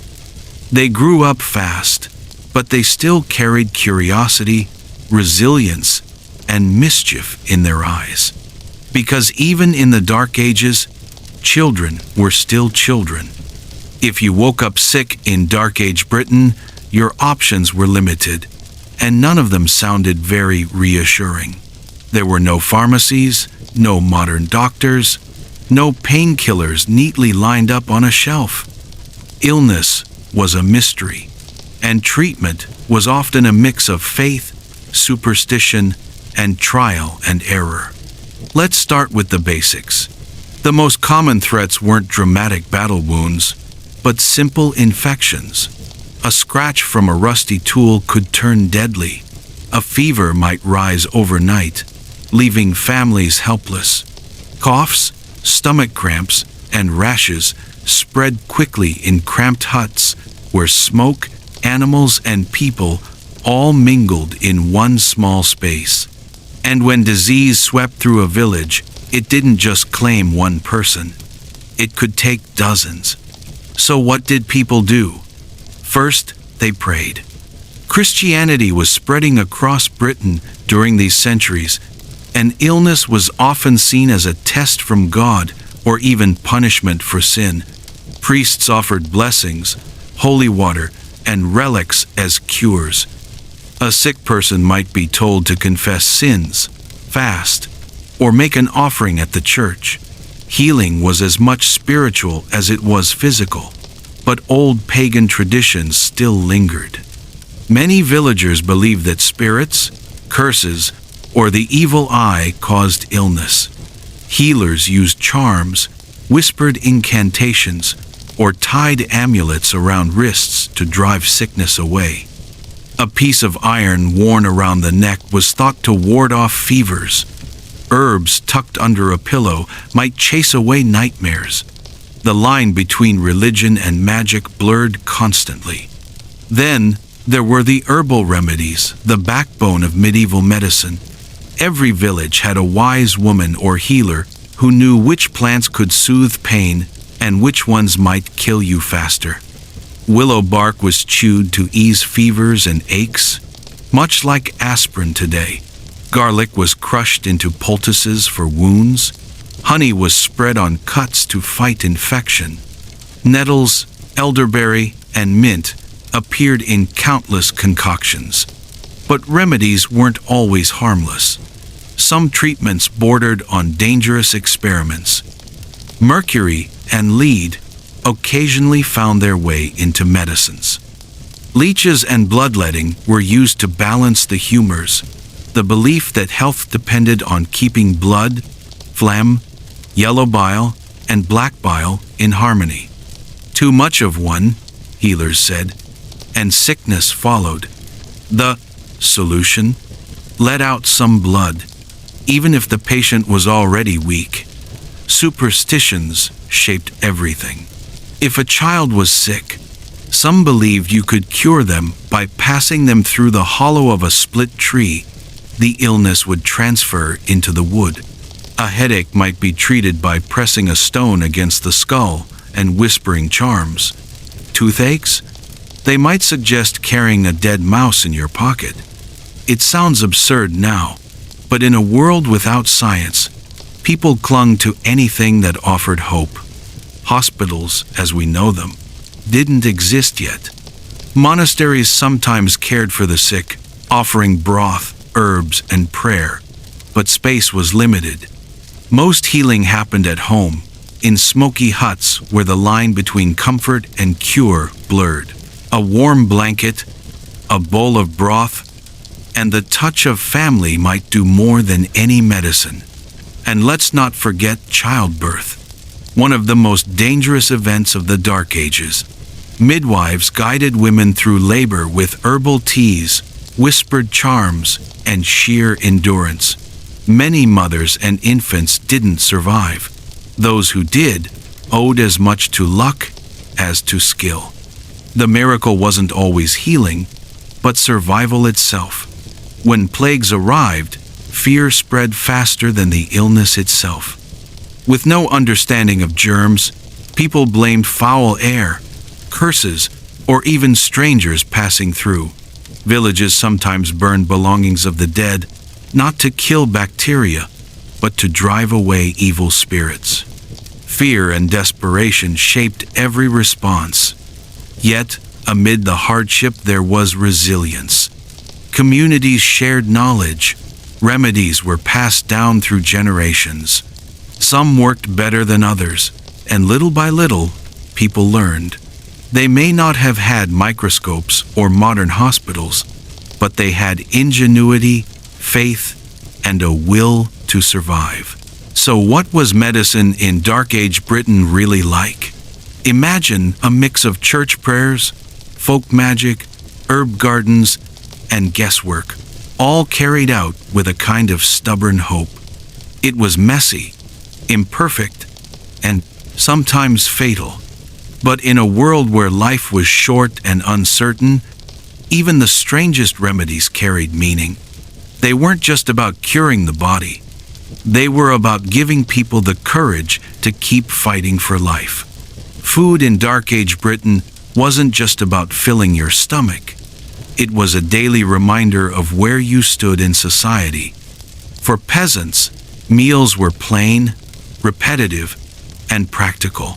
For nobles, food was spectacle, politics, and a chance to show off.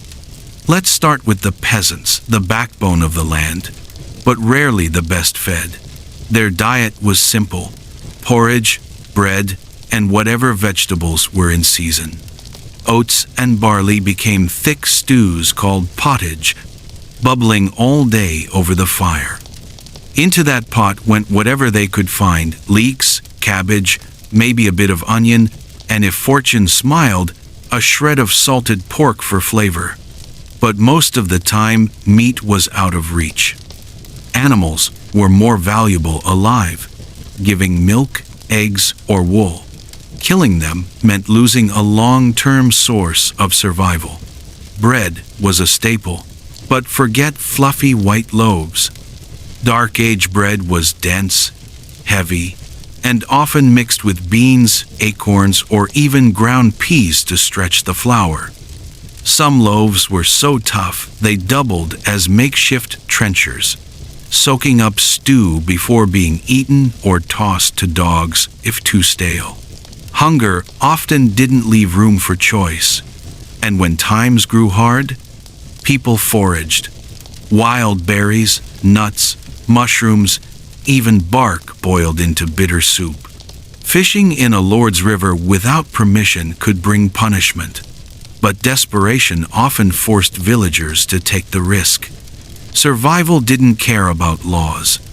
Now step inside a noble hall, and you'd think you entered another world.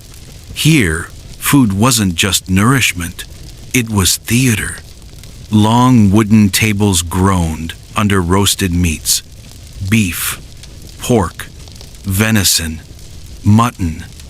Game birds like pheasants or partridges were prized, and sometimes peacocks or swans appeared at feasts, redressed in their feathers to dazzle the guests.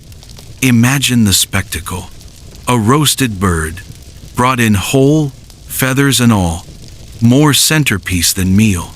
Noble kitchens experimented with pies, but not the sweet apple pies we know today. These were thick, meat-filled coffins of pastry, sometimes mixed with dried fruits or spices. The crust itself wasn't always eaten. It was a container, a medieval Tupperware that kept the filling fresh longer. And then there were the spices. Cinnamon, cloves, pepper, saffron, exotic luxuries that traveled thousands of miles. A pinch of pepper might cost a laborer his entire week's wage. To sprinkle it freely at a banquet was like lighting a pile of coins on fire in front of your guests, a silent flex of wealth and power. But noble meals weren't just about food. They were ceremonies of hierarchy.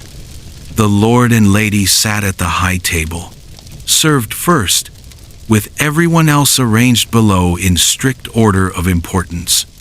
Music played, jesters entertained, and servants carried platters with rehearsed precision. Eating became performance, reinforcing the ladder of medieval society with every bite. The church also shaped diets. Fridays, Lent, and holy days meant no meat. For peasants, this often meant salted fish or nothing at all. For nobles, it was an opportunity to show creativity. Pike, carp, sturgeon, even oysters appeared on their tables, sometimes seasoned with spices to make fasting feel like feasting. In monasteries, fish ponds were carefully maintained, ensuring steady supply year-round. Some monks even stretched definitions, calling beavers fish because of their tails, or claiming barnacle geese grew from driftwood just to keep variety alive.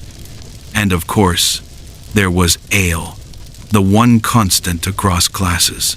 Peasants drank weak ale daily, safer than water, while nobles enjoyed stronger brews or imported wines.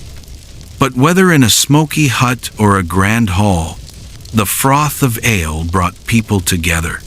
So what did food really mean in Dark Age Britain? For peasants, it was survival. For nobles, it was identity and theater.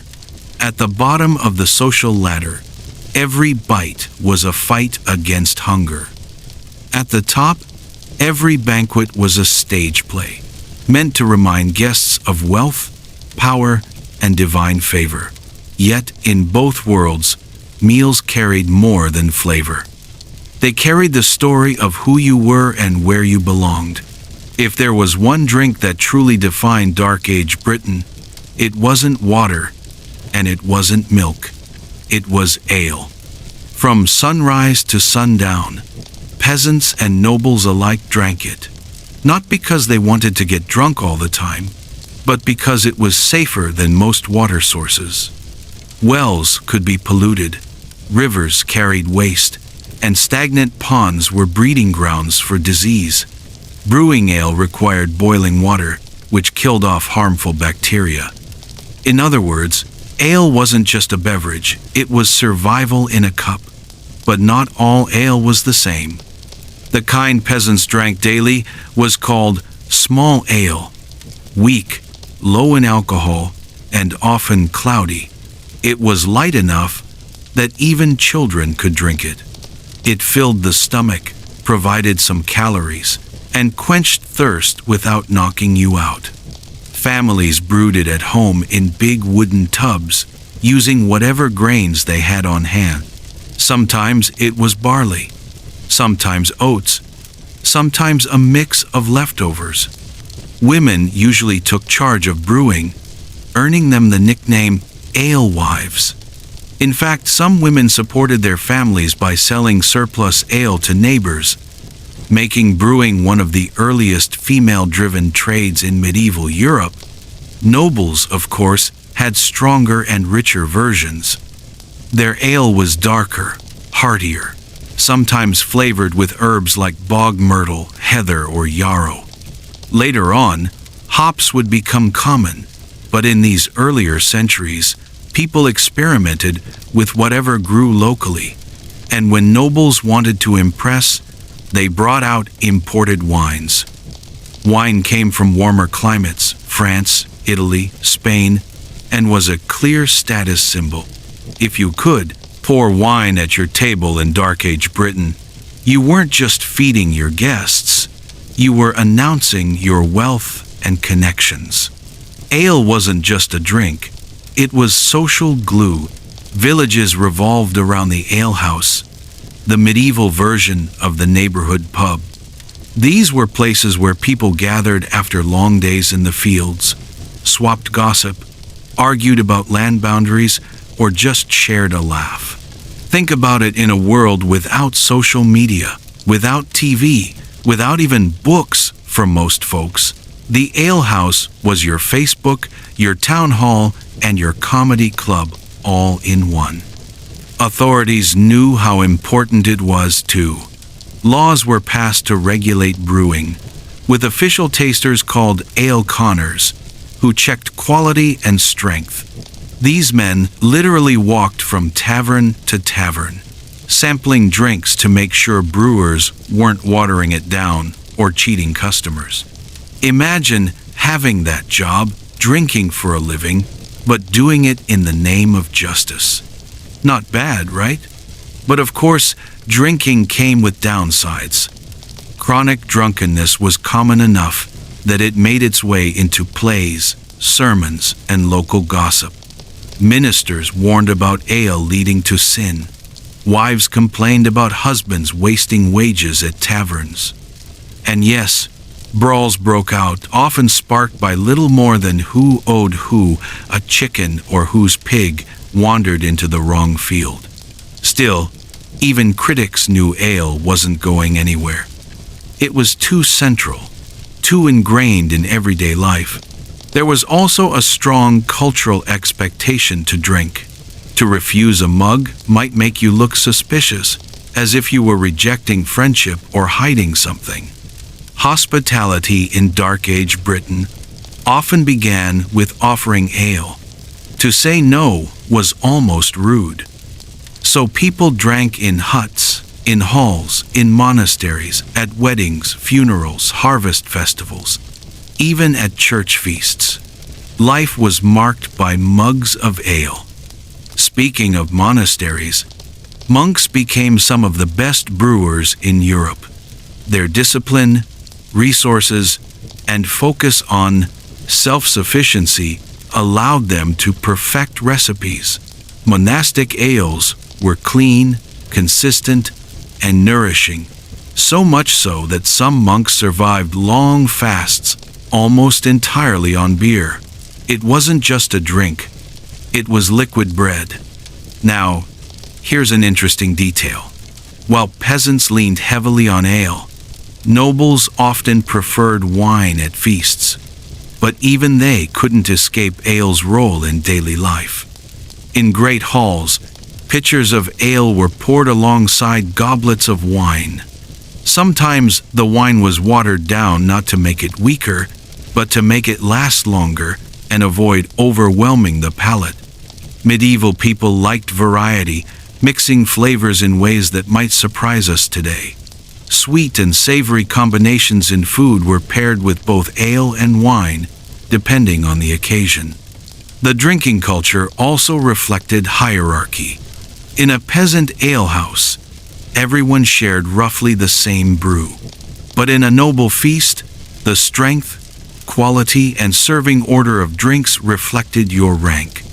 The lord at the high table got the first pour of the finest wine. Lower guests got what was left, often watered down or served lukewarm. Even drinking reminded you of where you stood in the medieval world. Despite warnings from preachers, despite laws trying to curb excess, ale endured as the heartbeat of Dark Age Britain. It was more than hydration. It was comfort, ritual, and connection. From children sipping weak brews to lords raising jeweled cups of wine, everyone lived within the same rhythm. In a world of uncertainty, famine, war, disease, one thing was constant: the clink of mugs, the foam of ale, and the sense, however fleeting, of shared humanity around the table. If food was the body of Dark Age Britain, spices were its soul, though only a chosen few ever got to taste them. For the average peasant, Daily meals were plain: barley pottage, rye bread, maybe cabbage or onions if the garden was kind. But for nobles, meals carried a different message, and that message often came sprinkled with cinnamon, cloves, nutmeg, ginger, or saffron. Spices weren't just flavor, they were wealth. They came from far beyond Europe: cinnamon from Ceylon, nutmeg from the Banda Islands, pepper from India, saffron from Persia and Spain. To bring them into a medieval kitchen, they had to travel across deserts, on camel caravans, sail through pirate-infested waters, and pass from one merchant's hand to another until finally reaching the markets of London or York. By the time they reached a noble's table, their value had soared to levels hard to imagine today. How expensive? A handful of saffron could cost as much as a horse. A pound of pepper might equal a year's wage for a laborer.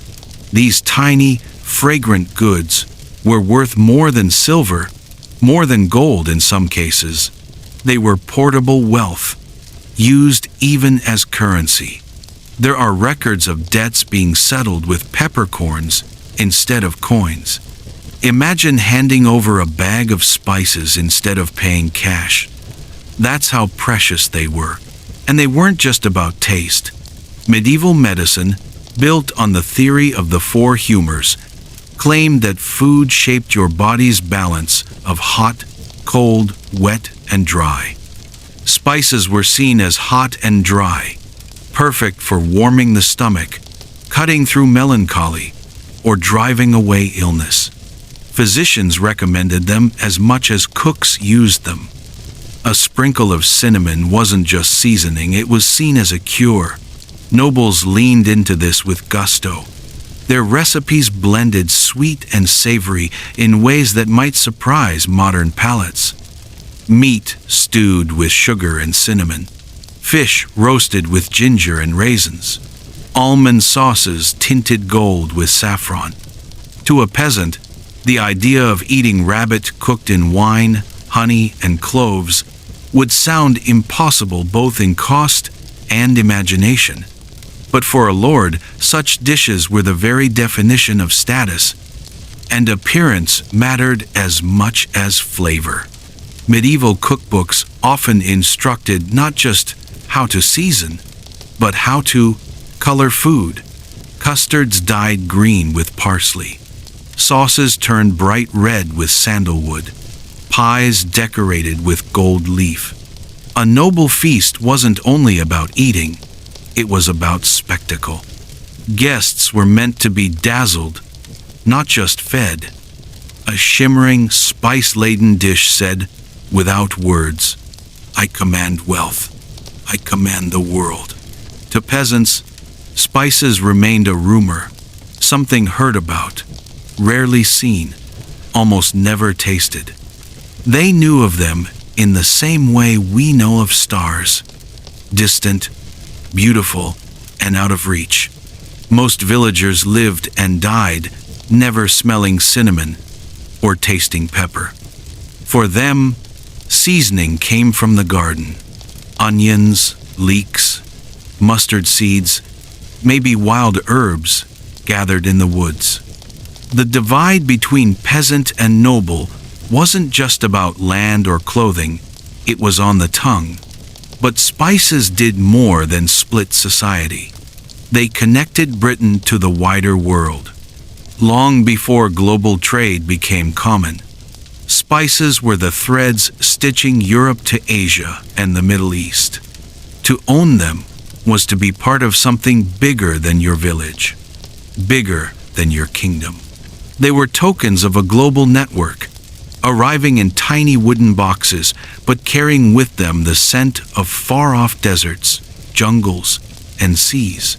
There was also a mystical aura around them. Medieval people didn't fully understand where spices came from. Myths claimed pepper grew in valleys guarded by serpents, or that cinnamon was harvested by giant birds who built nests from the bark. These stories made the spices feel even more magical, as if they were gifts from a world half real, half legend. When nobles served them, they weren't just showing wealth, they were showing mastery over the mysteries of the earth. And here's the irony. While spices symbolized extravagance, they were also tied to fear. They were believed to protect against plague, strengthen the heart, or even ward off evil. A noble might carry a pouch of cloves as both perfume and protection. Saffron was stirred into potions for health as often as it was into sauces for flavor.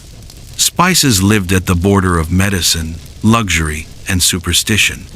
If ale was the everyday comfort of medieval life, spices were its rare jewels. They separated tables, marked status, and gave food a sense of magic. In Dark Age Britain, most people lived and died, never tasting them. But for those who could, a pinch of pepper, a strand of saffron, or a dusting of cinnamon turned dinner into theater and turned eating into power. If spices represented wealth and spectacle, famine was the shadow that haunted everyone, noble and peasant alike. Life in Dark Age Britain was never stable when it came to food. The rhythm of survival followed the soil and the sky. One year could bring abundance, barns overflowing with grain, herds grazing fat in the pastures, markets buzzing with life. But just as quickly, another year might turn cruel. A late frost, relentless rain, or a blight on crops, and the line between feast and famine vanished overnight. For peasants, these swings hit hardest. When the harvest was good, pottage thickened with beans, leeks, and scraps of pork could warm an entire family. Bread was baked in bulk, stacked in storerooms, and the village might even celebrate with a communal feast, roasting an ox or sharing barrels of ale. Holy days and harvest festivals became rare moments of joy, when even the poorest bellies were full.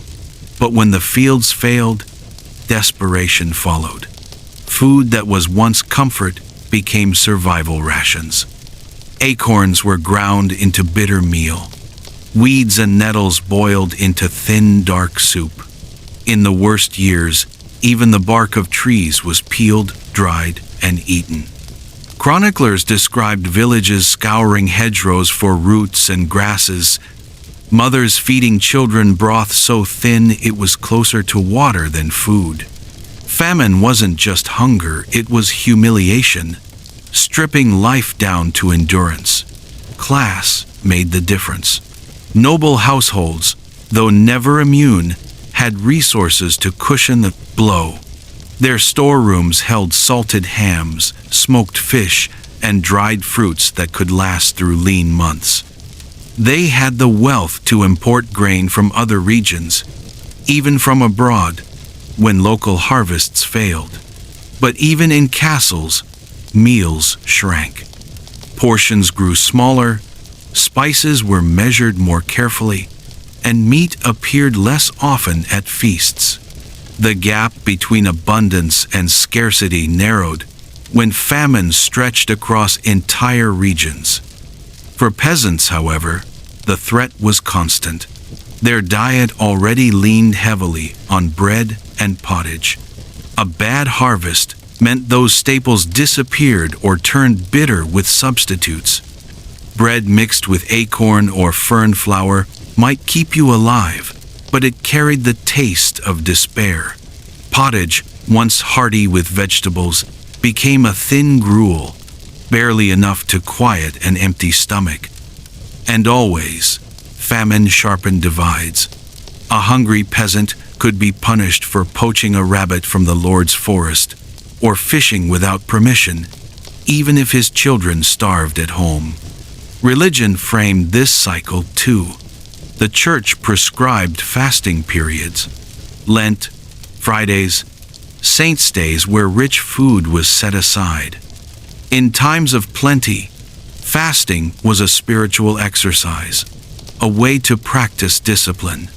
In times of famine, fasting became indistinguishable from survival. Yet the rhythm persisted. Restraint, followed by feasting at Easter or Christmas, when the tables, for one brief night, overflowed again. To eat heartily after weeks of scarcity was not just indulgence, it was gratitude, a reminder that survival itself was a blessing. Communities found ways to endure. Villages shared grain. Families stretched meals by adding beans, peas, and anything that could bulk up a pot. In the worst times, people relied on networks, kinship, neighbors, even monasteries that offered alms and bread to the poor. The monastery bakehouse often became a lifeline, handing out loaves when villages faced hunger. Still, famine carved scars deeper than hunger. It broke bodies, weakened children, and left memories that lingered for generations. Nobles were not untouched by these memories.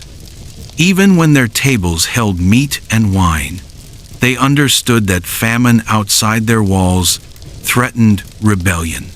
Hungry peasants had little patience for displays of wealth. Records tell of lords distributing grain during lean years, not only out of charity but as a tool of control. To feed dependents was to bind them tighter in loyalty. To withhold food was to risk revolt. In this way, food was not only survival, but also politics, and famine was never a distant threat. Disease often followed hunger. Malnutrition left people vulnerable to fevers, plagues, and infections. A year of bad harvests could cut the population in half, reshaping villages and leaving fields abandoned. Every family carried the memory of someone lost to hunger or illness tied to it. Survival meant preparing constantly, storing, salting, pickling, hoping the supplies would stretch through winter.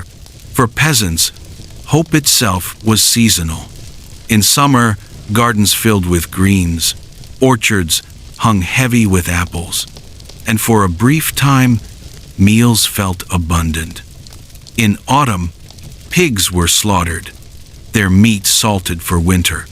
Barrels were stacked, bread baked, roots stored. But as winter deepened, supplies dwindled. By February or March, the hunger gap loomed, that desperate time when last year's stores ran thin, but new crops had not yet sprouted. It was then that famine struck hardest. And yet, communities adapted. They created rituals to mark the passing of famine, celebrations when the first green shoots returned. They learned to read the sky, to pray for rain or sun, to measure survival in handfuls of grain. Famine taught resilience, even as it threatened life. So when we look at Dark Age Britain, it's easy to focus on the mud, the huts, the hardship, but the real story lies in this fragile dance between feast and famine, between plenty and despair. Food was never just food. It was a measure of luck, of class, of divine favor, and of the strength to endure. And so, after walking through muddy fields, smoky huts, cold churches, and noisy markets, we've come to the end of our journey through Dark Age Britain. It wasn't a world of shining knights and fairy tale castles like in movies. It was harder, rougher, and often cruel, but it was also deeply human. People loved, fought, laughed, gossiped, and worried about tomorrow just like we do today.